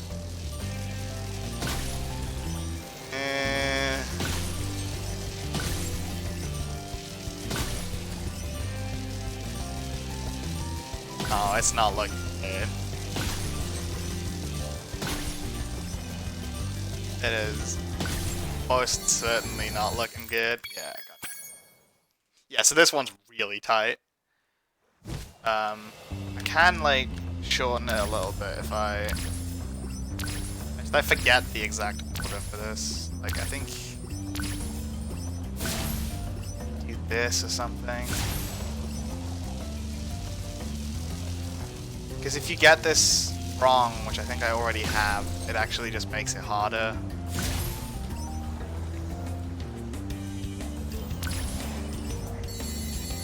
And I also sort of hate doing the boxes last because they're the most difficult bit. Yeah, no, I've cocked that one up royally. Let's just try and do it in the intended order. It's just really tight in the intended order. But it's really complex if you don't do the intended order.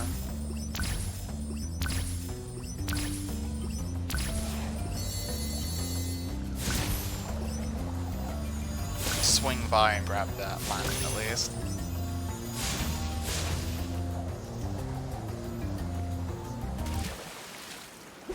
This is difficult. This is a very difficult level. Helpfully you don't lose lives when you die in these. I think Insomniac obviously knew that, they're brutally hard. Oh, incidentally, I don't want to unjustly fail to give credit where it's due. Insomniac, I don't think exists anymore, so when I'm talking about the original level design and everything else, it is in fact Insomniac. But when I say they did a good job on the remaster, it's not Insomniac, it's actually Toys for Bob. Now, I don't actually know what else they've made, but they may have taken part in the Crash remaster, I don't actually know. But yes, Insomniac did not. Insomniac made the original games. They did not make remasters. That is Toys for Bob. And in my opinion, they have done a very nice job creating a very faithful remaster of a game series I enjoy very much. So thank you very much.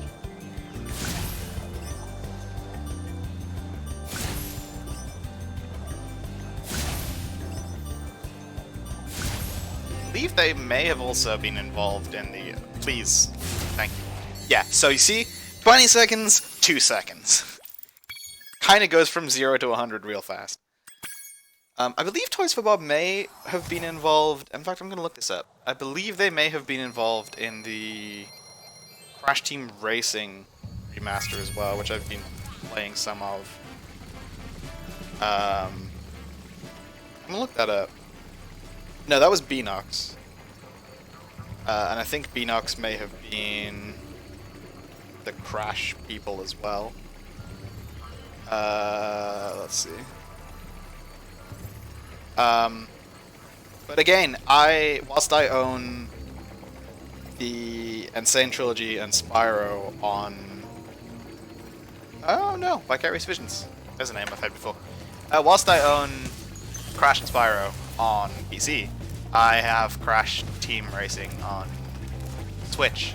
So at the moment I can't actually capture any of that, but I would be interested in future if people want to see it in doing an adventure mode playthrough of that game. Because again, that's a game I played probably just a little bit too much. That's a very nice kart racing game. That was my Mario Kart. I didn't really play Mario Kart until Mario Kart Wii. Actually, I played Mario Kart DS. But yeah, strangely, for someone who played mostly Sony consoles, I had a Game Boy Advance, and then a DS, and then 3DS, and never had a PSP. Go figure. A very sort of particular cross-section of the market. Oh, please no. Yeah, I think these guys killed themselves. With pretty impressive regularity. So, the skill point on this level is awful. The skill point on this level is for doing the whole thing from start to finish, including the boss fight. I think... Oh, no. Yeah, I checked this. I'm gonna try and do the whole thing from start to finish, but it counts even if you want to check from that, which I'm gonna fail. Which I fervently believe shouldn't be the case. Doing the whole thing without taking damage. And that's quite tricky, these guys.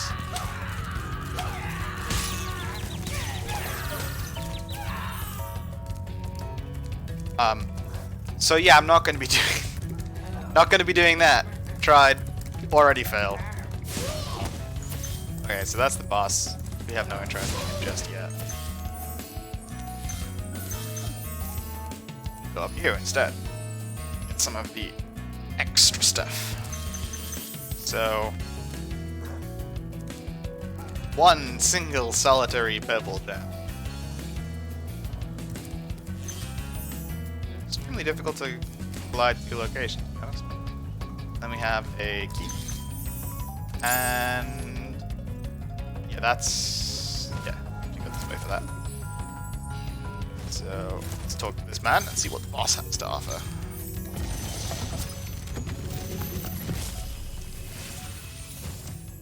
Dr. Shemp thinks he's so cool. You don't know what it's been like listening to him over and over. But I tell you one thing, he should watch his back. Sorry about the cursor. This game is playable with mouse and keyboard. I wouldn't. I haven't, and I don't intend to. It's pretty aggressively designed to be played with the controller. Tend to keep it that way. But credit to them, they provided an option for people who don't have a controller to plug into their PC. I have no idea how good the option is. I don't really have one try it.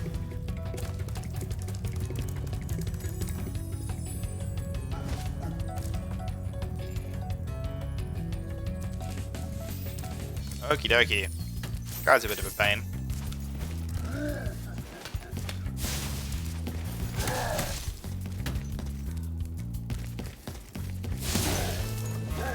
So this leverages the old flame 'em in the back option that we saw in Dark Hollow for the first time. This kind of riffs on it. You just gotta kind of learn this guy's patterns and dodge them. Okay, well, if I was good, you can flame him during that spin. In fact, I think you have to flame him, but yeah, that's how you beat that phase. But I don't know if there is a way to avoid getting hit if you miss it. There is. Let's see if we can kill this guy.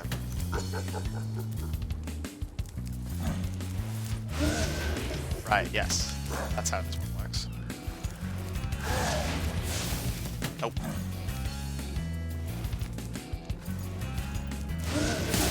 Very good. I'd rather have to collect all of this by hand now because I don't have sparks, but whatever.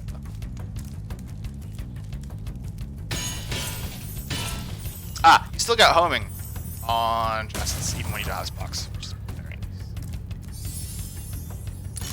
If you don't have sparks, it's even more important to charge things. Okay, that'll do. I'm not gonna mess around and try and get back up to that platform. We'll just wait while we're ahead.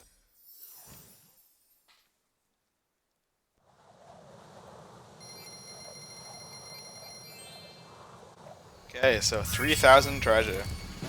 So you may be wondering, we got 1,000 treasure in the first world. We got 2,000 treasure in the second world. Yeah, it steps up quite a lot, to the point where the last world has like 4,000 or 5,000 treasure. I can't believe how fast you found so much stolen treasure. Hop aboard pretty for the fast, I Magic suppose. Crafter's world if you're ready.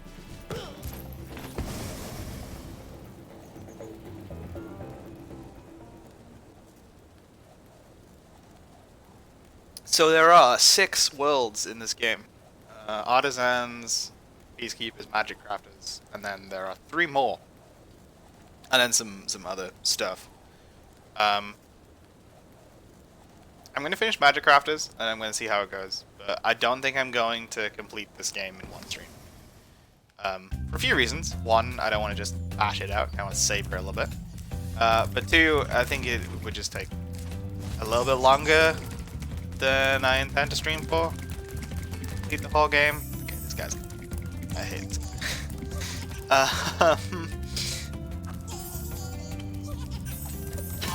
So... I'm gonna try and find a convenient. Okay. Never mind. I'm gonna try and find a convenient place. So I'm torn over whether or not to do it as 3 and 3 because there is some other stuff at the end that takes long enough that it might make 3 and 3 have a very long second part, but. We'll see. I want to try and... Welcome to Magic Crafters. I want you to release the dragons, reclaim our treasure, and recover the eggs from those pesky blue thieves. So this is a very egg-heavy world. There are a lot of thieves here. I don't actually know for certain, but I believe this almost completely rounds out the thieves. I don't actually know that there are very many thieves in later worlds at all. I think they're pretty much all in early worlds. But yeah, so I intend to break at like having completed a whole world, you know? But I just don't know whether or not it'll be this one or the next one. We'll see how it goes. I'll think about it while I'm doing this world. I'm trying to remember how long the other stuff takes, basically. Okay, so I actually, rather than just kill these guys, I'm going to show off what they do, because this will recur a lot in Magic episodes. So, these here magic dudes move the world. Generally get right in your way. So, these ones here that I killed would raise like themselves onto a pillar, so you have to charge at them quickly. The little dudes with metal armor can't do that, it's just big bullets.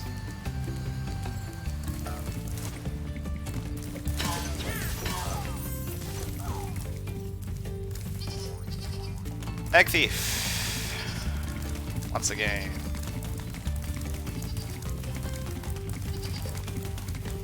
Come on.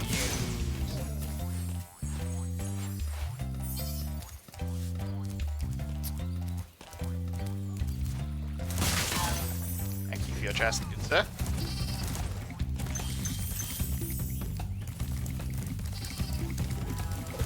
Oh, no. Okay, yeah, so you see this guy here.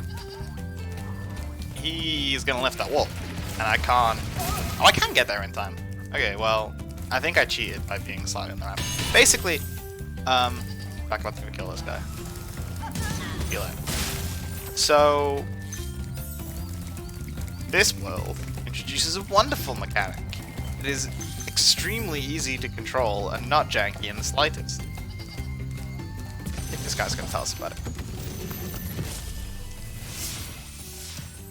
When you see arrows like these, you can charge along with them to begin a supercharge. Supercharge? Excellent. Go ahead, try it. You smarmy bastard. Yeah, so you can, and it go very fast, and it is quite tricky to control. You jump ceilings a lot. I'm gonna do this one more time because there's something coming up that I need to carry this through the cave for. Now you might wonder why am I jumping at all? Easier to control when you jump. Leverage more. Turning. So yeah, this chest here, you have to supercharge. It's a explodey chest, and there's no explosion nearby. There's no cannon. There's no firework. Nothing. So you have to supercharge it. That supercharge pretty much lets you bypass basically everything else. You can supercharge through fan chests. You can supercharge through those jumping jewel chests. It's just kind of a bit of a masticky approach, but it's painful. This portal leads to a special place where you can learn to fly. I remember when I was a young dragon, earning my wings. Learn to fly. Got it. So I'm pretty sure the reason they kind of structure this as they do with the flight levels is, if you notice, the first flight level is secret, but the next ones are all visible. So my guess is what they were going for is for you to get to the later worlds and do a flight level and go, hey, where's the flight level in the first world? And then go and try and fly. That's my guess anyway. Because I believe every subsequent flight level, with the possible exception of one of them, is pretty obvious. Okay. Another you just kind of have to know moment.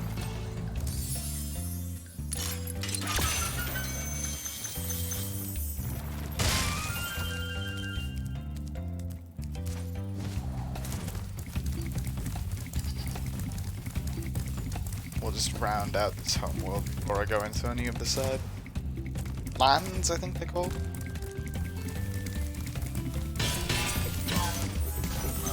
Boss.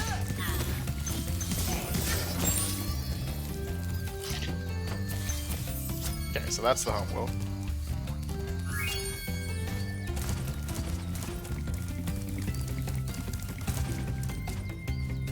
Jump in the water.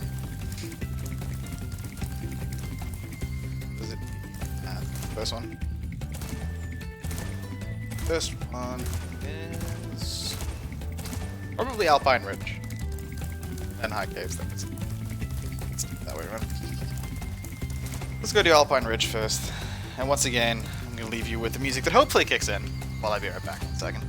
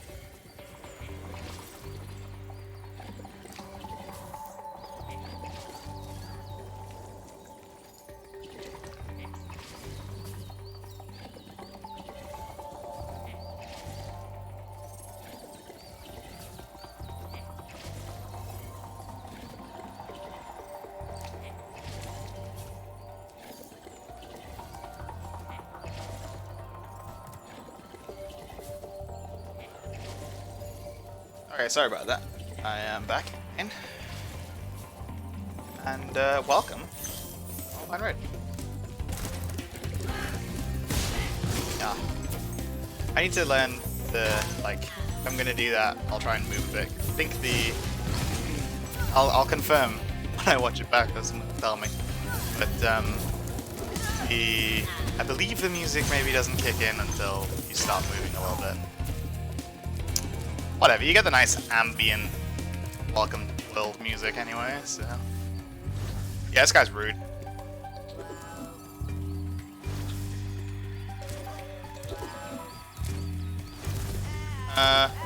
Pretty sure he's supposed to make that into a ramp, but maybe he forgot how to do magic. It's okay, buddy. We all have off days.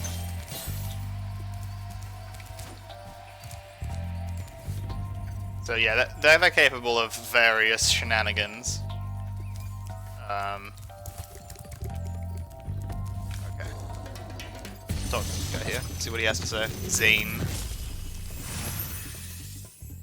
Oh, Spyro! You're not afraid of those big, noisy, gigantic, awful beasts, are you? Of course not. Oh, good. I didn't think so.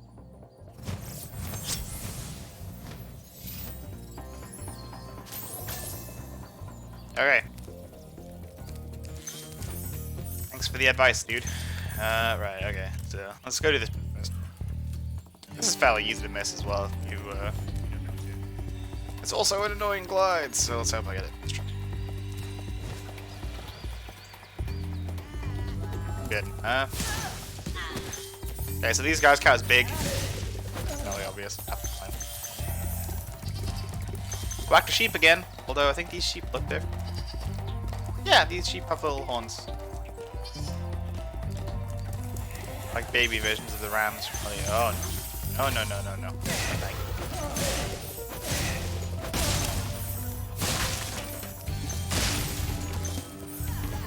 Alright, yeah. A classic.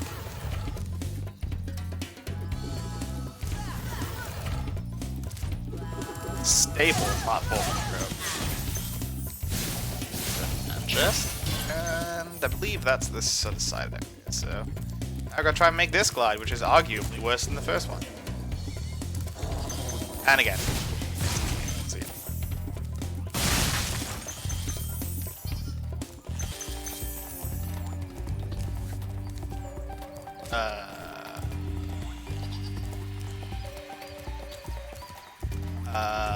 It's supposed to be... Is this level glitched? It's supposed to be a dude behind there, which I think you can hear and maybe see. There he is. It lowers this, and then raises it, and lowers it, raises it, lowers it, raises it. It's just kind of permanently raised. We're just gonna die and reload, because it's possible that the level has glitched. I've never seen that. Yeah, so there you go.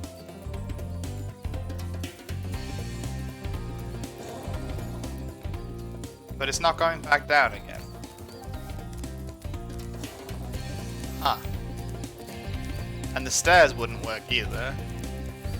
That could be a problem.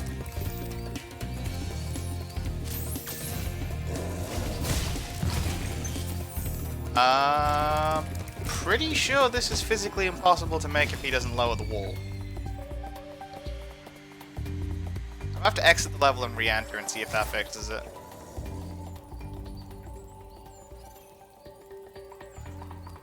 Unless I'm missing something. I don't think I am. Pretty sure that's just supposed to come up and down on its own.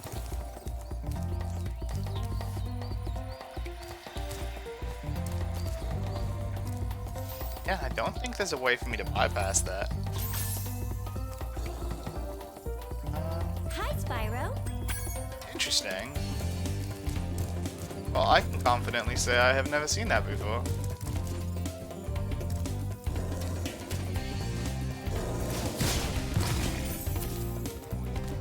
Just not lowering that, huh?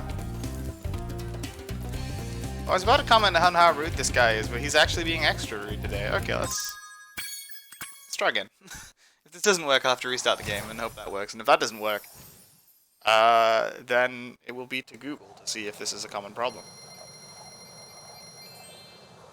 And if I have to restart my save, I'll be very salty. Okay. Just try reloading the level. One step at a time.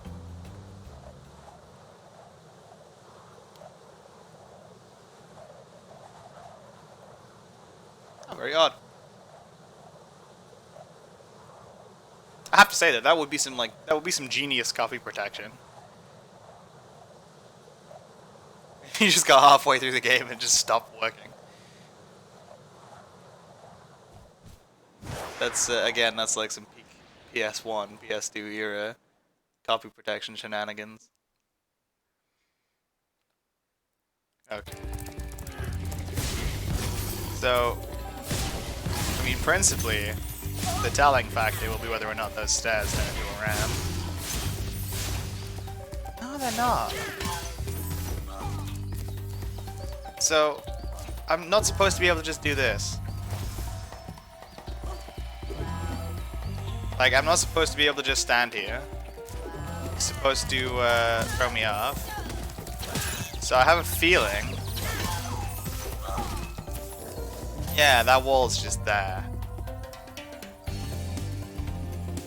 Okay. Well, that's new.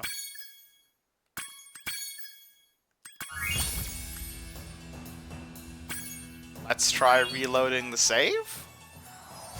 Maybe that unloads and reloads the game enough? This isn't working, not the whole program. Oh, that's a ramp! We have a ramp.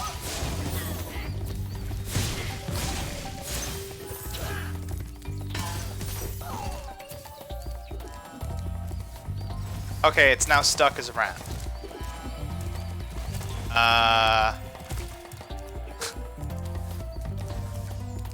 That's a different kind of problem.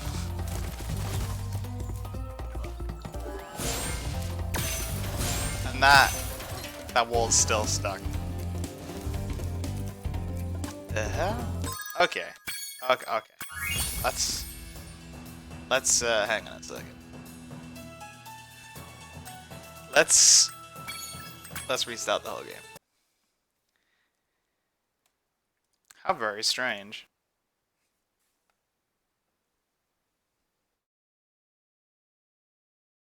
I need one of these with technical difficulties.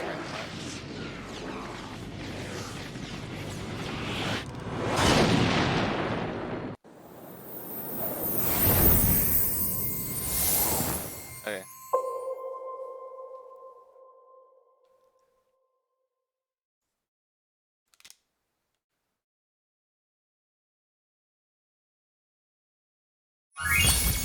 Here we go.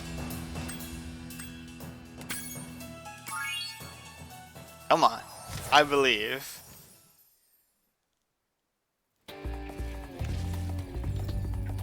Ramp. Ramp. Ramp.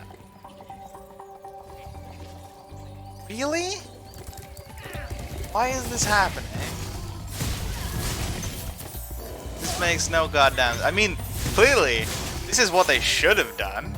If they actually wanted to keep Spyro out. Just don't. Just leave it like this. Okay. Okay. Let's pop back to the magic room.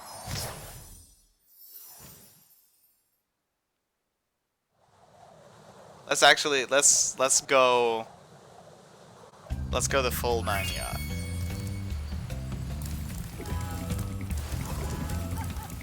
Oh no, the balloons. Oh yeah, so you can see the pillow these guys put themselves on.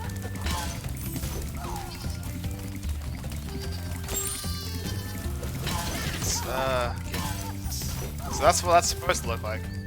And this is supposed to be how you bypass it.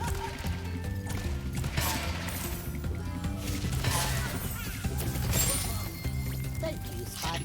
Very good. No. Please no. Need a lift? Okay, let's go to a different world. Go to an entirely different world. And then let's quit the game. And then restart it and load into this world. Hopefully that purges whatever bit of memory is causing that.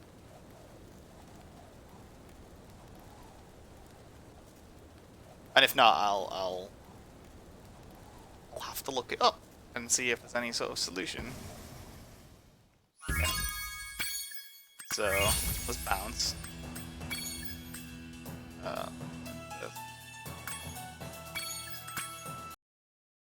Let's try again.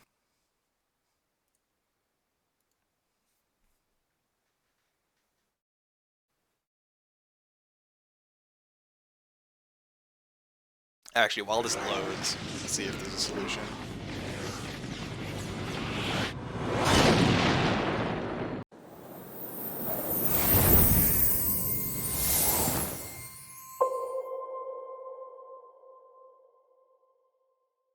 Oh!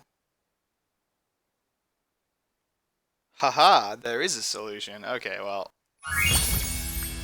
Whatever. So I didn't really need to do what I did. That's a strange problem, but sure. Apparently this is a frame rate bug.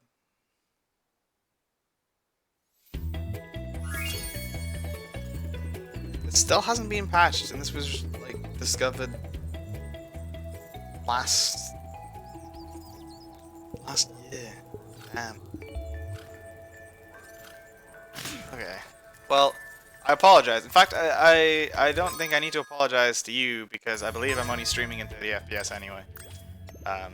So it's in fact just gonna be me that wants to throw up a little bit. This game streams fine in 30 FPS, but when you're trying to control the camera, if you don't have the motion blur on, which I don't, it looks much better in 60. So let's turn the frame limit to 30.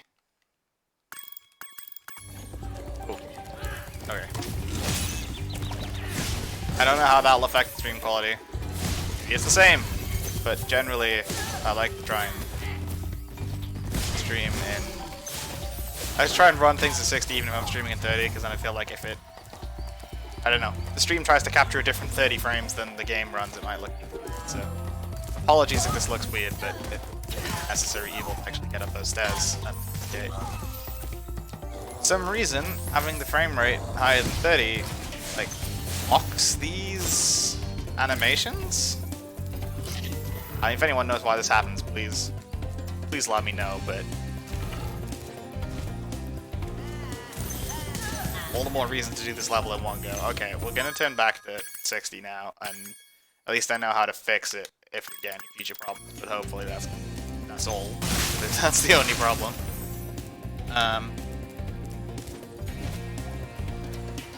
What a weird bug. This is made in Unreal, and Unreal doesn't tie physics to frame rate. So... at least I don't think it does.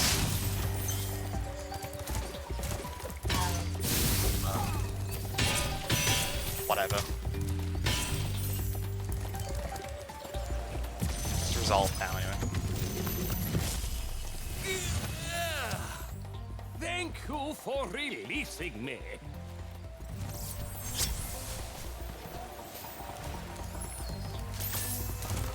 This is another level with myriad ways to fall off.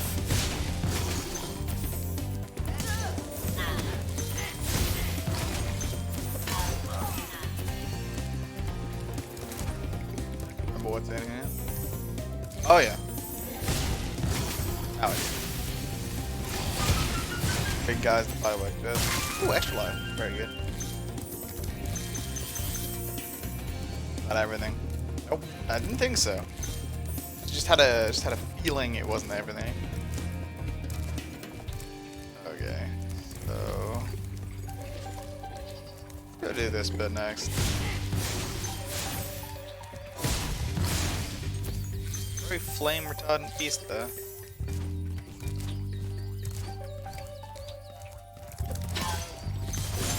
I don't want to sound fire.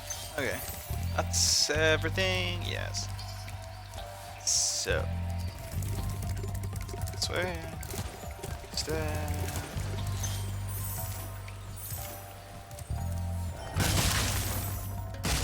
Yeah, so once again, the end is at the beginning. There it is. Classic. Okay, we'll cover that. Let's go. Xander. Great work, Spyro. If you keep this up, you'll learn all the tricks of the Magic Crafter's world. That's the plan, buddy. Okay. Try and fly into this bit here. Yes, and this.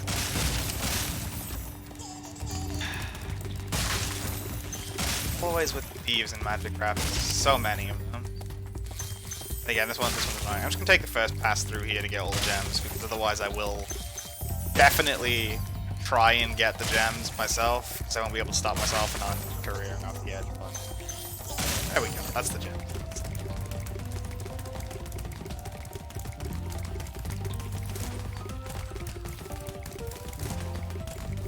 One is just like they did when playtesting that wall, apparently.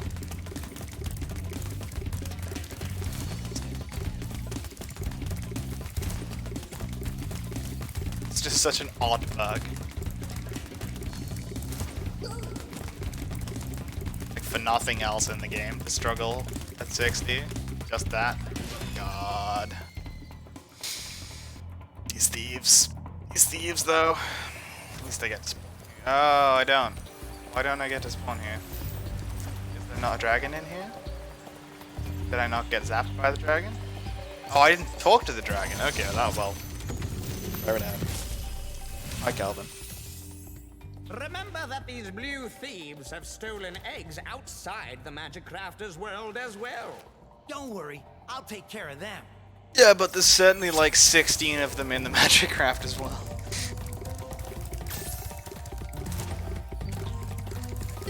Oh, is he already up here? Maybe?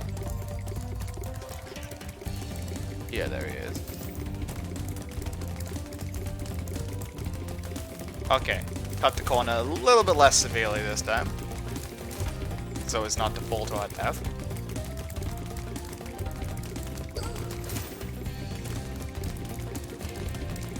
We'll get him eventually.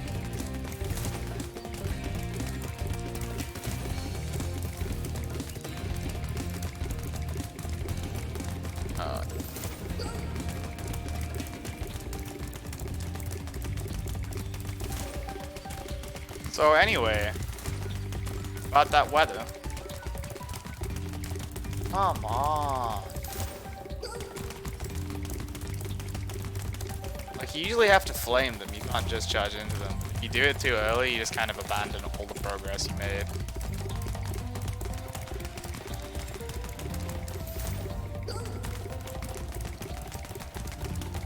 Oh boy.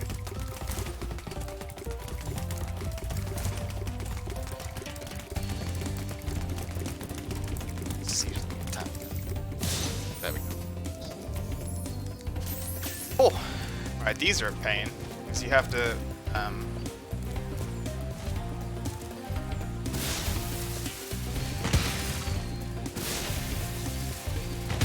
you have to, like, no matter how much health you have to bounce whenever you do these, because otherwise they'll blow you off the pillars.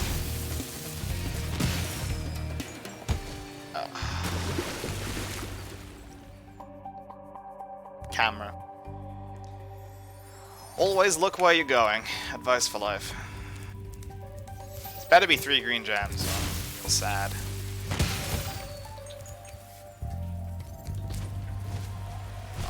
Oh. I'm missing a gem again. Is it on this track? Number 1. I don't think it is.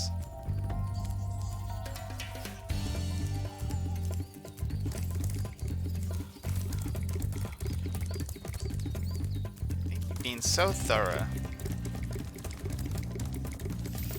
Game just says. Okay, hopefully that wizard should be dead. Because unlike the original, checkpoints save. Ah. checkpoints save the dead status of enemies. So in the original game, when you respawn a checkpoint, everything in the level respawns. Just no matter what, it's all gone. But in this one, everything you've killed before you first talk to a dragon stays dead until you restart the whole level. Which is very nice. You know, also would have meant I shouldn't have had to turn back down to 30 FPS to get through that wall. The wizard was dead, but not a problem. So you see, these guys will come back because I'm loading afresh. Okay. Let's go to High Caves. If I remember rightly, this is one of my favorite music tracks in the game. I believe it's High Caves.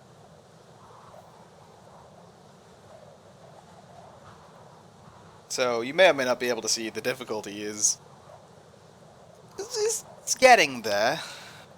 It's ramping up. This world is not where the difficulty spikes. Next world is where the difficulty spikes. Strangely, not the 5th one or the 6th one. The next world is, in my opinion, firmly the hardest.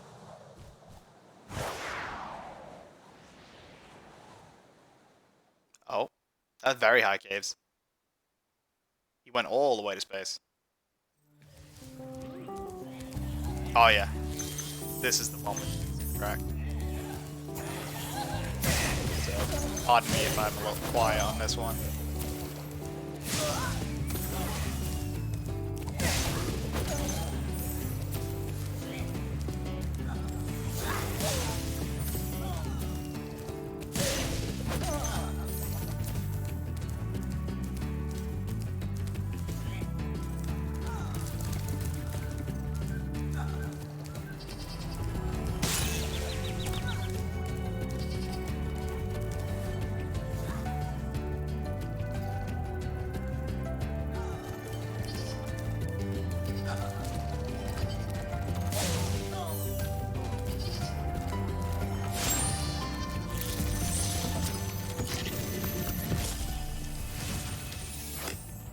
Please do something about these green druids. They insist on moving everything in sight.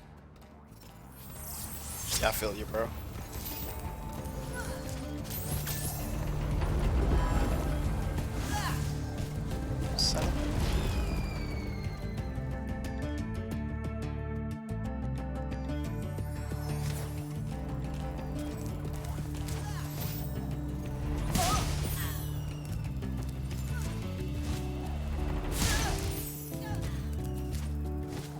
Oh yeah, there's a skill point here.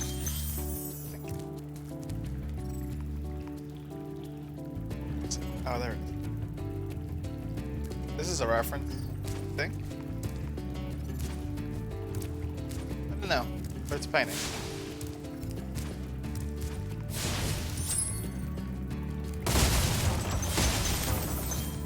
Again, anyone knows what that's a reference to? Answers on a postcard. Or, you know, comment section.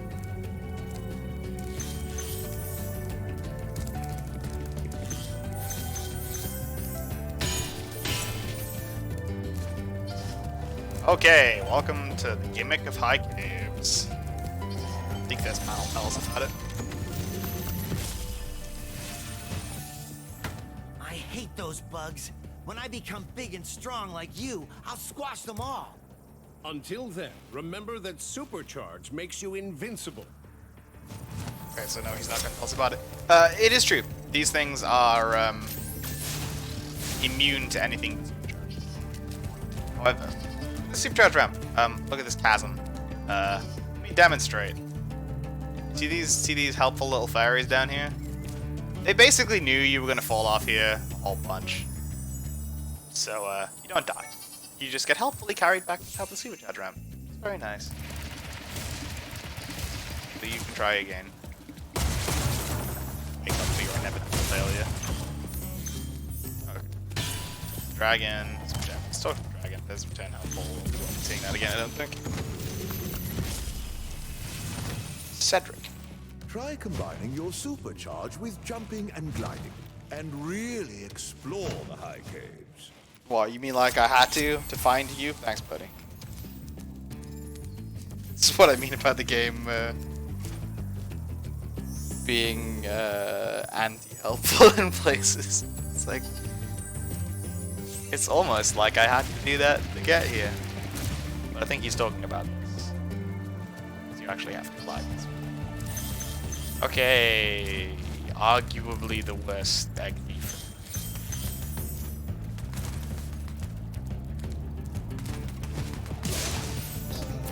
Well, I made that look a lot easier than it was. Charging that guy basically doesn't work, because look how room you have to work. And flaming him normally just results in juking you to the side, so I will absolutely take not having to do that 15 times in a row. Yeah, fair enough. Well, once again, not doing a very good job of proving my point, but just trust me, that's difficult. Well, maybe I was just terrible when I was younger. Also a good option. It's invincible means you charge firework credits as well. Oh. Oh, okay. Shape break.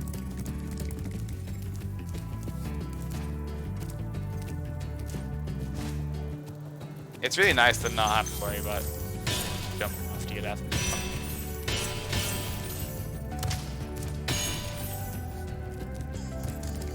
It's my god, I'm jumping. Okay. So this brings the count for this level to what? I think 3 egg thieves? Just in this level?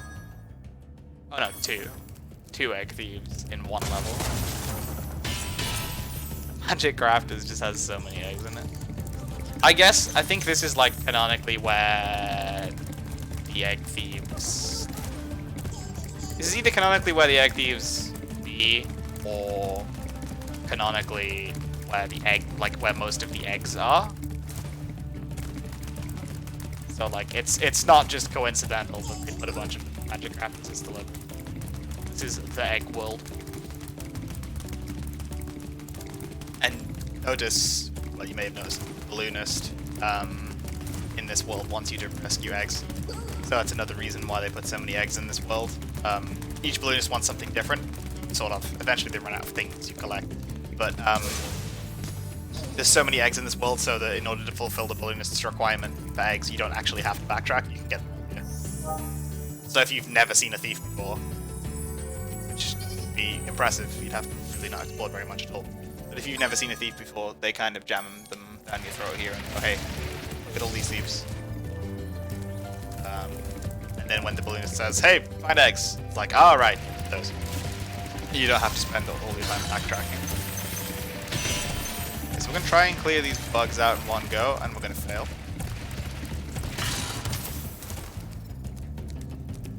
I think I mostly cleared them. I think, if I'm not very much mistaken, there is another solution to the bugs.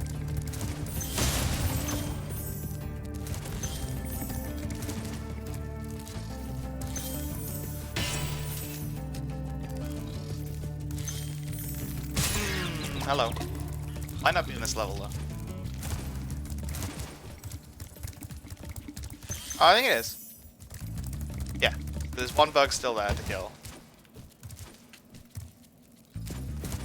And there's one to the left there. Hello.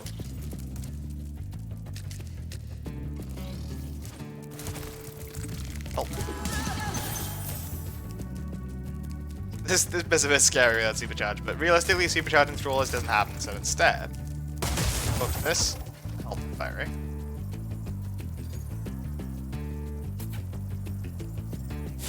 You gain super fire. Super fire does not make you invulnerable, it does let you break metal.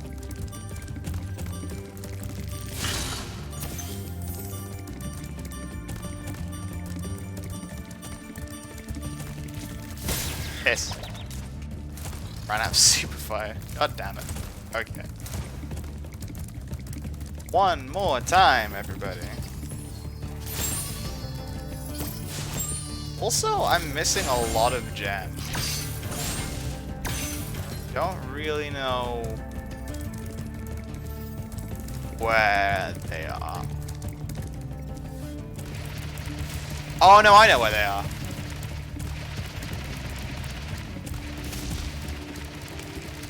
Yeah, they definitely hide some gems in some sneaky places on this one.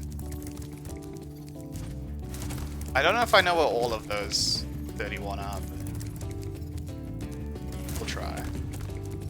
There's somewhere I know of that has gems.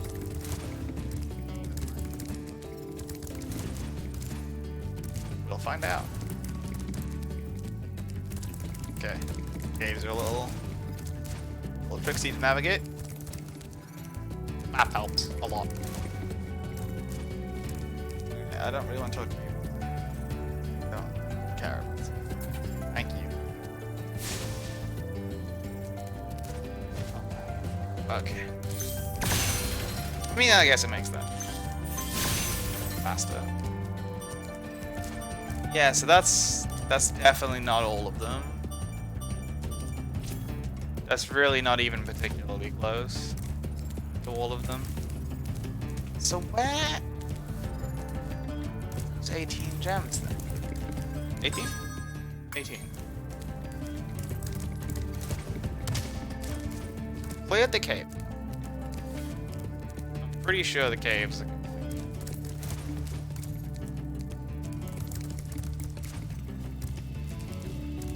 I think 18 gems would be pretty obvious and easy to find. Oh, I have my suspicions, actually. Number one, let's pop back up here.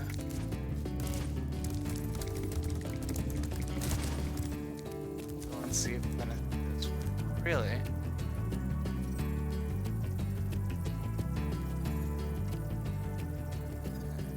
Well, fair enough.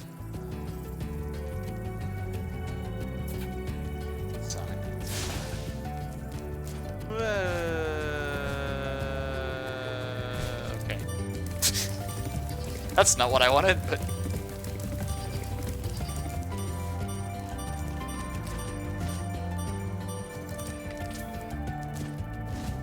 Super Flame design is amazing in this game. Like, in the base game, you just get flow. But, remaster, you like stripe design stuff. So I'm gonna take up our dragon on his offer and try supercharging. I think there might be some shenanigans. Shenanigans? Same as shenanigans one can get in. Yeah.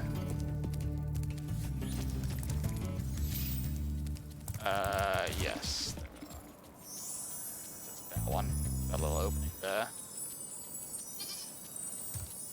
That should have the 18 gems we need.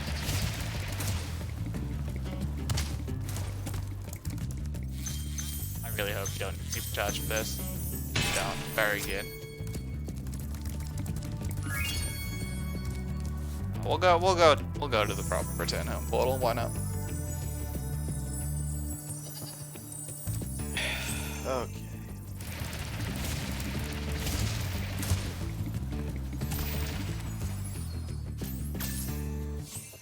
Right. So that's the second world of Magic Crafters. Yep. So now let's head to the third, which is pretty much supercharge hell. If you don't like supercharge ramps, this level will make you miserable. It's good training for a future level that is like the 9th level of supercharge hell, though.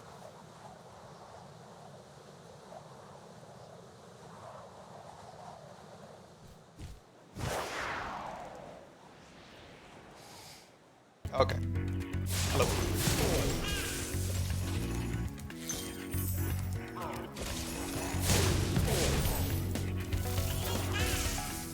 No. Very good. Also, a rare example of a level with really rather a lot of backtracking. I'll do this bit first because it's scary a bit, like more likely damage or die.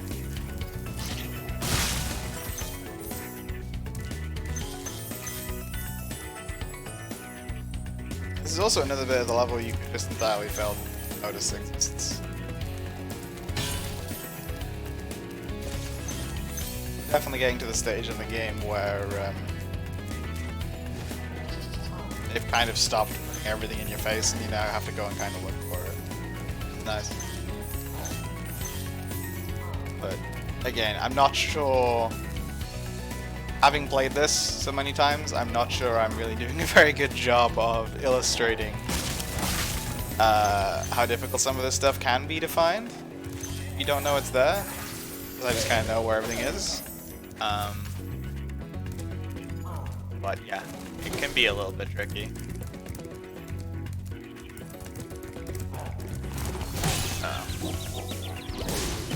So we gotta do that loop one more time.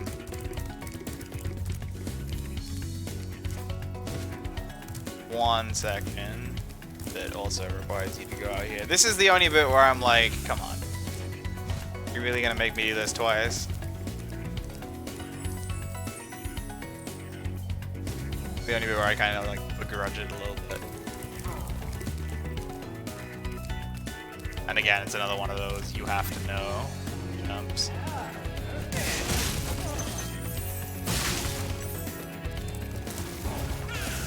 But hey, at least it makes us a little bit of progress in it anyway. Oh, hello.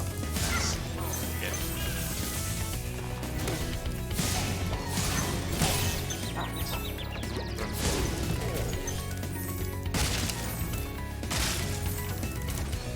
I think that's, yes. So yeah, this level is highly non-linear if you want to get everything in it. Very, very easy to get lost. Don't keep a very good eye on where you are. And if you don't have a map really, really helps getting lost syndrome in this game. Makes it much, much easier to navigate. Welcome to Wizard Peak. This is my favorite supercharged spot. Use it to bash those wizards. Okay, welcome, Supercharged Hell.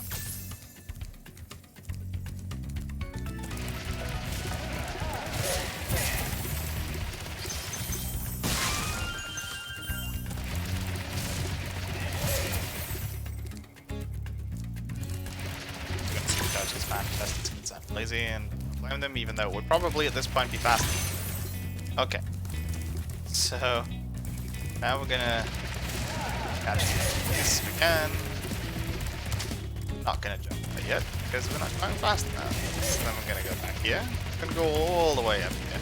And every time you go up a supercharge ramp while supercharging, I believe it takes off one level of supercharge.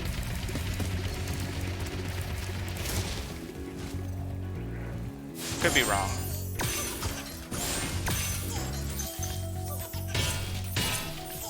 May be able to hear a thief.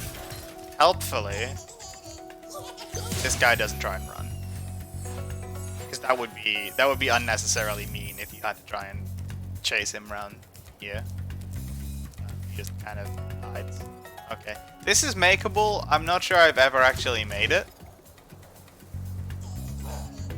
Hey, there we go. That's an extremely tight glide. I have no idea why they made the glide to get, like, of all places. I have no idea why they decided that the glide to get back needed to be that hard. Like, surely they would just make the glide to get there harder, but nope. The glide to get back is... Okay, let's try and get this crate.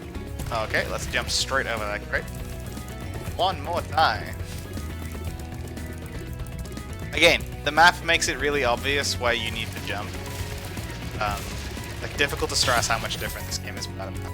That makes it really obvious where you need to jump to get the places. Without the map, you really just had to look at everything everywhere. Go, hey, what if I jump off here? Well done, Spyro. Thank you for releasing me. Okay, so let's grab our favorite supercharge ramp once again.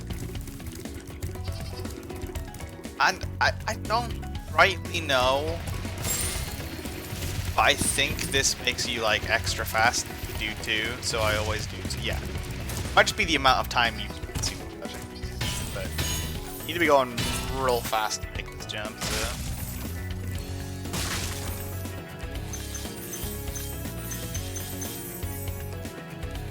Ah,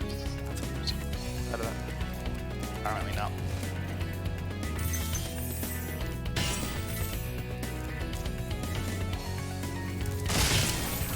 This level also has a pretty banging soundtrack. The whole game does, to be honest. Pure Goblin really knocked it out the park with this one. I'm sure he did this one as well. I know he did 2, and I'm pretty sure he did 3. I'm sure he did 1 as well.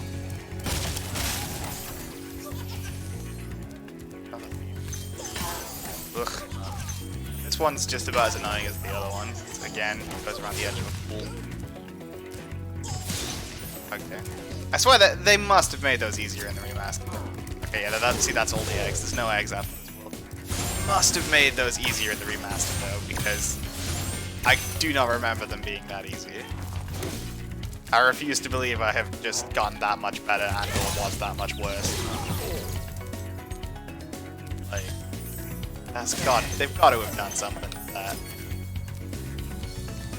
Let's talk to the last dragon here. Lucas. What you got for me, Lucas? Listen carefully, Spyro. There's a secret area in the Artisan's home world near the waterfall. Try jumping on the stones there. Artisan's home world? Waterfall. Sounds good. Yeah. So this is the point where if you haven't figured it out by now, they're like, well, we should probably tell you Sony Flight exists. Go do it. Like if you've gotten this far without figuring it out on your own, we're just going to tell you what dragon is next to the home portal. And therefore pretty much everyone's going to find. Okay. So that is Alpine Ridge High Caves with the peak. So, we now need to go do Flight and the boss. Crystal Flight. I don't remember this one. That's not a good sign.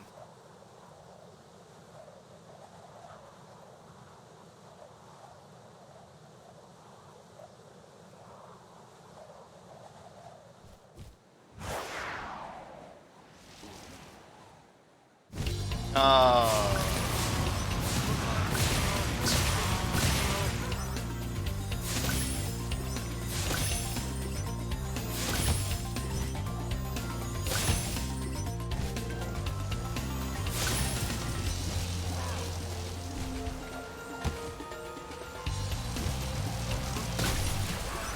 Oh, well, I tried.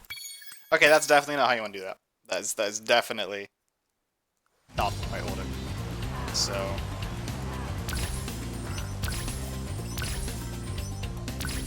just try the sort of semi-intentional order.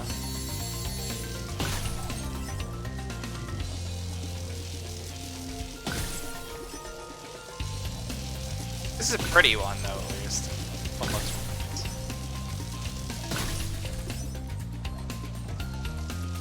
You can see with how much like dead time there is between objectives, if you weave the objectives together, you definitely go a lot faster. But it requires you to keep much better track of where they all are. Oh boy.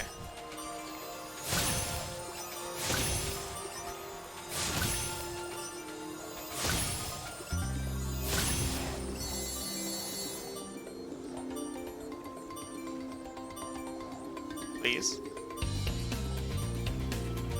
Please.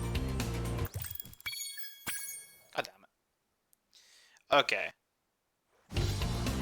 I think I remember roughly where I'm now, so let's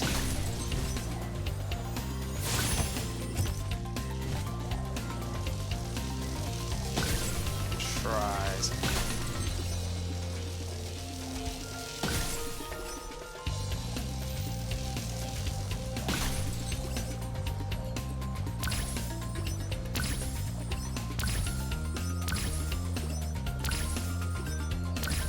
Ah, better landing.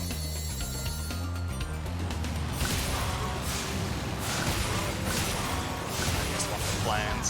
I missed 2 of the planes. I missed 3 of the planes. Good gravy. Okay, no, that doesn't work. That's bad.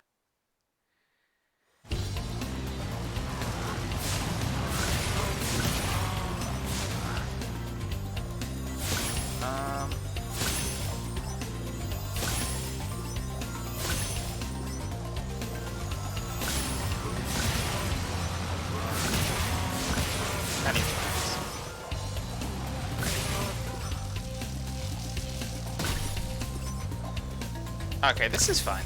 This should go quite nicely now.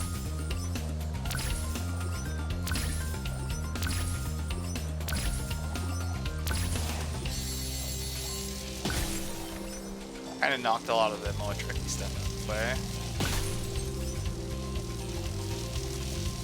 I can't shake the feeling that I'm going to be like hunting down one plane. There it is. There it is.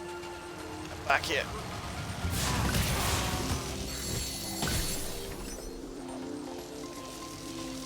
Yeah, we got this. Nice. Now I just have to knock Brash. He said. Hey.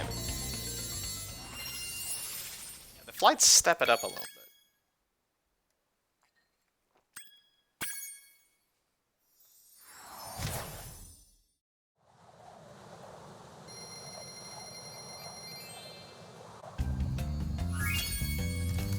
Okay, time for blowhard.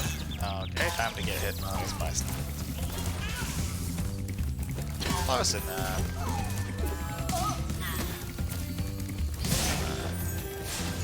You sheep. Definitely didn't want to start a boss level without full health. Oh, it's fucked. Right, blowhard.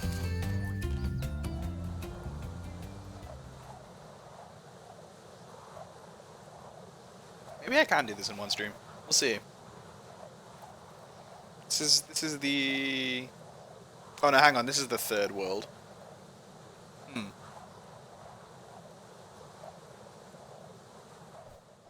don't think I'm going to be able to finish this before I need to eat. And then, at that point, I'd rather do it in like 2 similarly sized segments. Well, the game thinks I'm about halfway through. Yeah. 2 similarly sized segments rather than...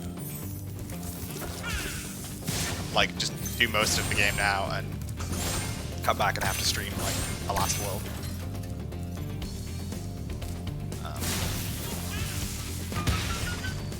I might do the next one as well then. Let's see.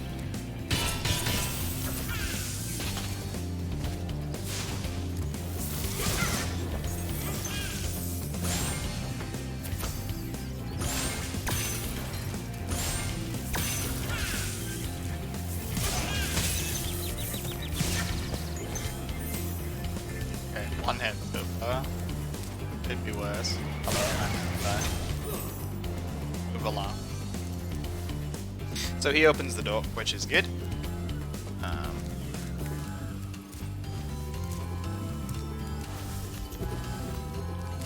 But it's like the guys in this one.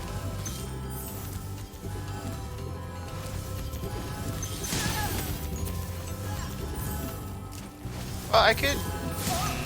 We'll see. I might just keep going with this one. I might just like sort of conceptually consider Spyro games one thing. I might just keep going with this one for a while, and then if I come back and do a little bit, like finish this one up later, I can always move on to Spyro 2.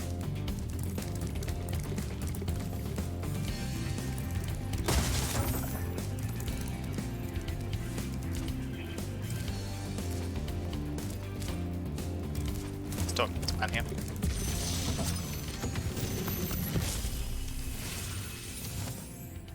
Thanks for releasing me, Spyro. You're you welcome. have no idea how long I've been trapped in Crystal. And, neither do I. Who are you again?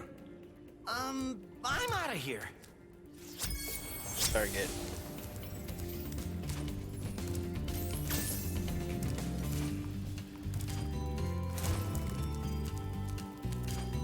Okay, the boss bit. Boss level.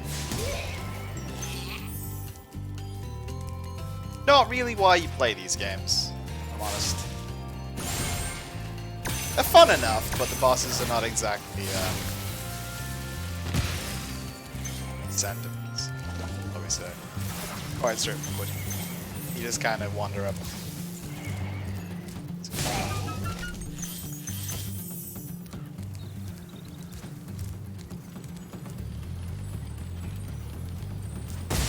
Hey! Nice and straightforward.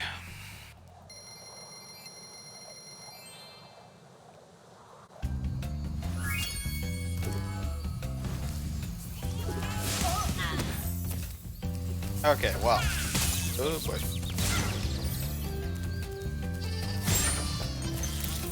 Dragonfly. Butterfly, rather. Okay, so as far as the game is concerned, we are 52% of the way through. We have all of the eggs. We have 46 of 81. 81, something like that. We have nearly half the gems. The reason it thinks we're further than halfway through, even though we have less than half the gems, is because there's more gems per world, and the last world's a little bit shorter, which is like one less level, I think. So let's have a look at the skill points. Burn the hidden pink tulip. Dr. Sham, perfect. Ride a druid platform for 10 seconds. Okay, well I'll tell you what. I'm gonna leave it there, but before I leave it there, I'm gonna go and try and knock out these 3 skill points. And then we will have like truly and fully completed the first half of the game, you know? So let's go ride a druid platform for 10 seconds.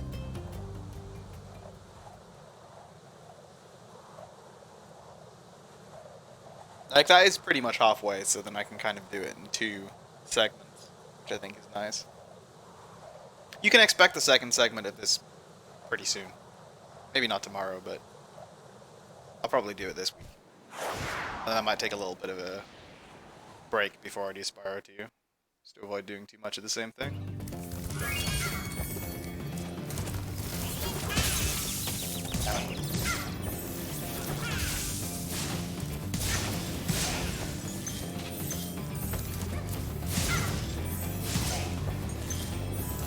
Oh, right. Opening the door for me. What a bro. Okay, so let's just stand here for a while. I failed to see why this is a skill point. There we go. I'm hard to get life when we get skill points, but... Okay, what else do we need? We needed to perfect Dr. Champ. Let's go do... Well, let's burn the hidden pink tulip first, because I know what that's. And then perfecting Dr. Champ might take a few tries. In this instance, perfect means no damage. And Dr. Shep is a bit of an awkward level to not take damage on. Okay. Stone Hill.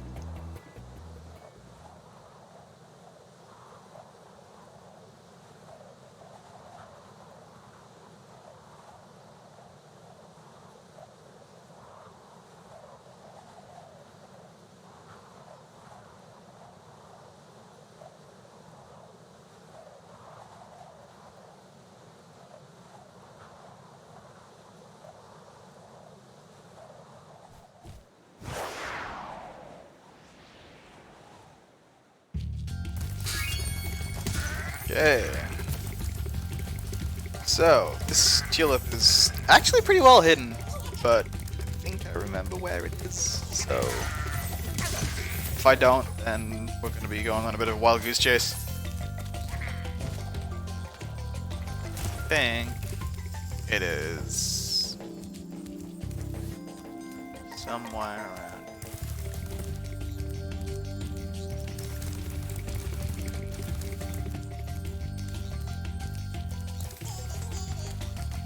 There it is. Excellent. And then, right. Perfect, Dr. Champ. Let's go. Right.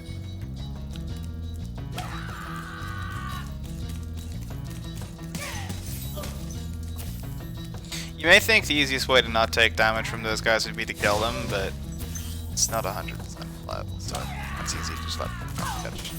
Oh,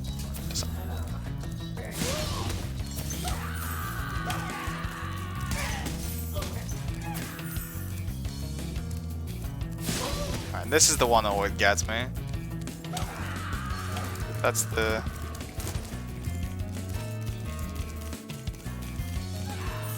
See you later.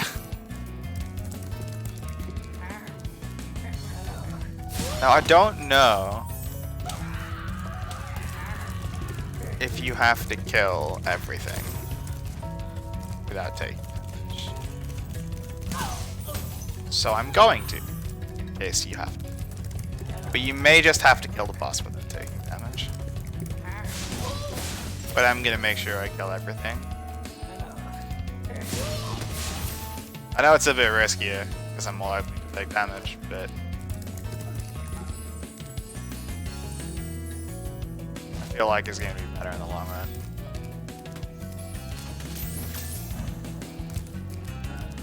For anyone who's paranoid that I have a blue Sparks, it's already...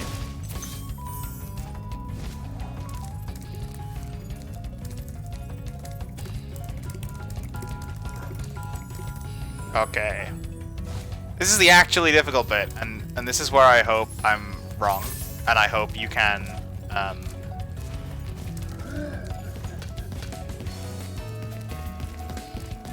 I hope you just have to beat him without taking damage, because I very well might take damage fighting him, and I'd rather only have to restart him.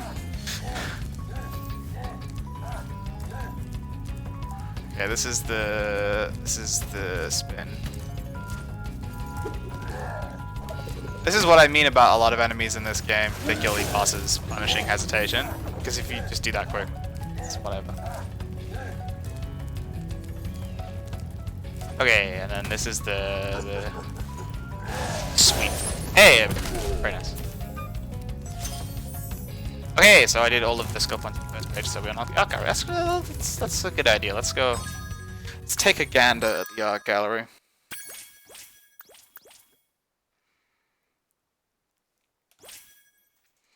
Okay, so this is the original game cover.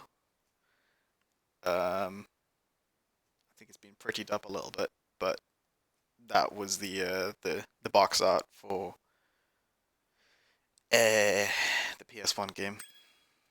This is the redesigned Spyro. The original one was a little bit blocky, as you might imagine. Another edition of Spyro and Sparks. Did a really good job with these old characters of making them very emotive, like Crash, Spyro, Mario to some extent, but Mario didn't. Like Sony PS1 kind of games, they went in for characters with a lot of personality. Nintendo seemed to be more fond of like characters that the player could imprint on. So if you think about it, Mario doesn't really speak. Link doesn't really speak except in games that shall not be mentioned. Like Nintendo with their flagship characters tended to go for like characters the player could imprint on. I get the feeling. Whereas Sony, well, I say Sony, the games that ended up on Sony consoles, because there wasn't really a lot of first-party Sony stuff, tended to go for more personality in their characters. There's a lot of examples of this. Spyro, Crash, Jack. So yeah, they've done a good job of capturing that in the new animation. The dragons also look amazing. The original dragons were like 30-hole polygons. The new ones look really nice. Bunch of Norks. Have we seen all of these? We've seen the top left guy. We've seen the top right guy. I don't know if we've seen the machine gun Norks yet. I think we only see those later. The guys shooting the purple goop. And the guys throwing the bombs as well. Haven't seen these guys yet.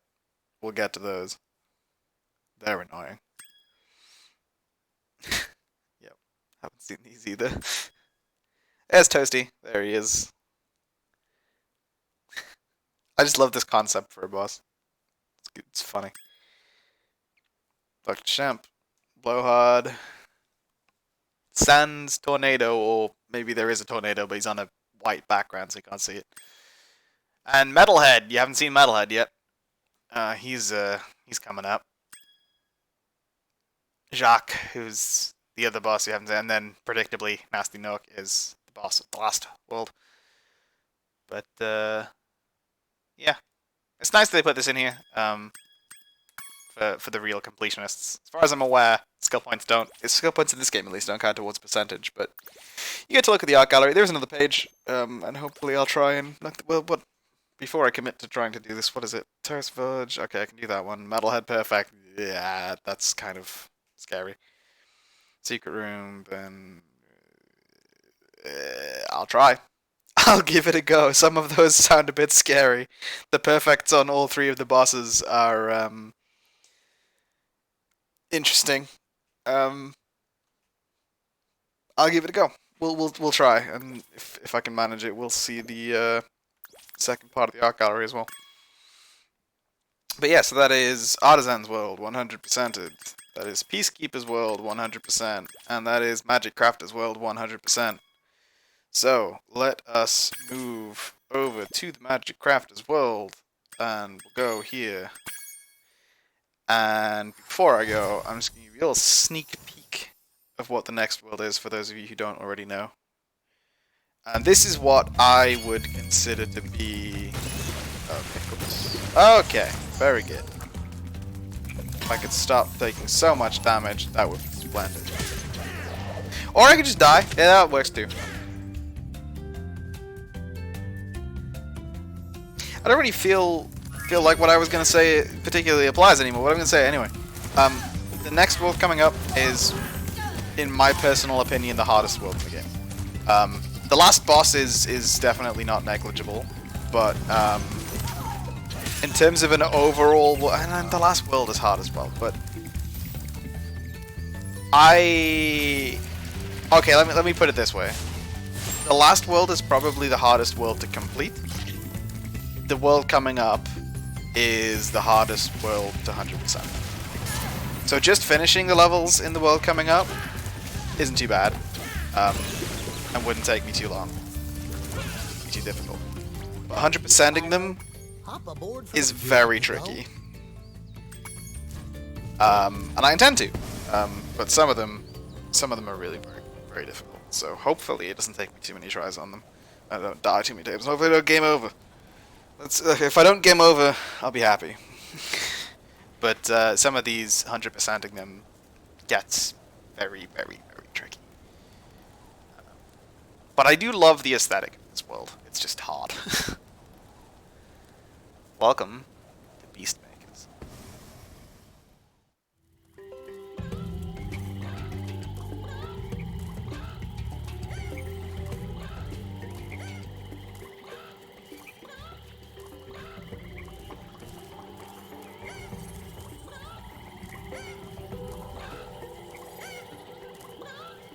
This place looked amazing on the PS1. But this is a new level. Great.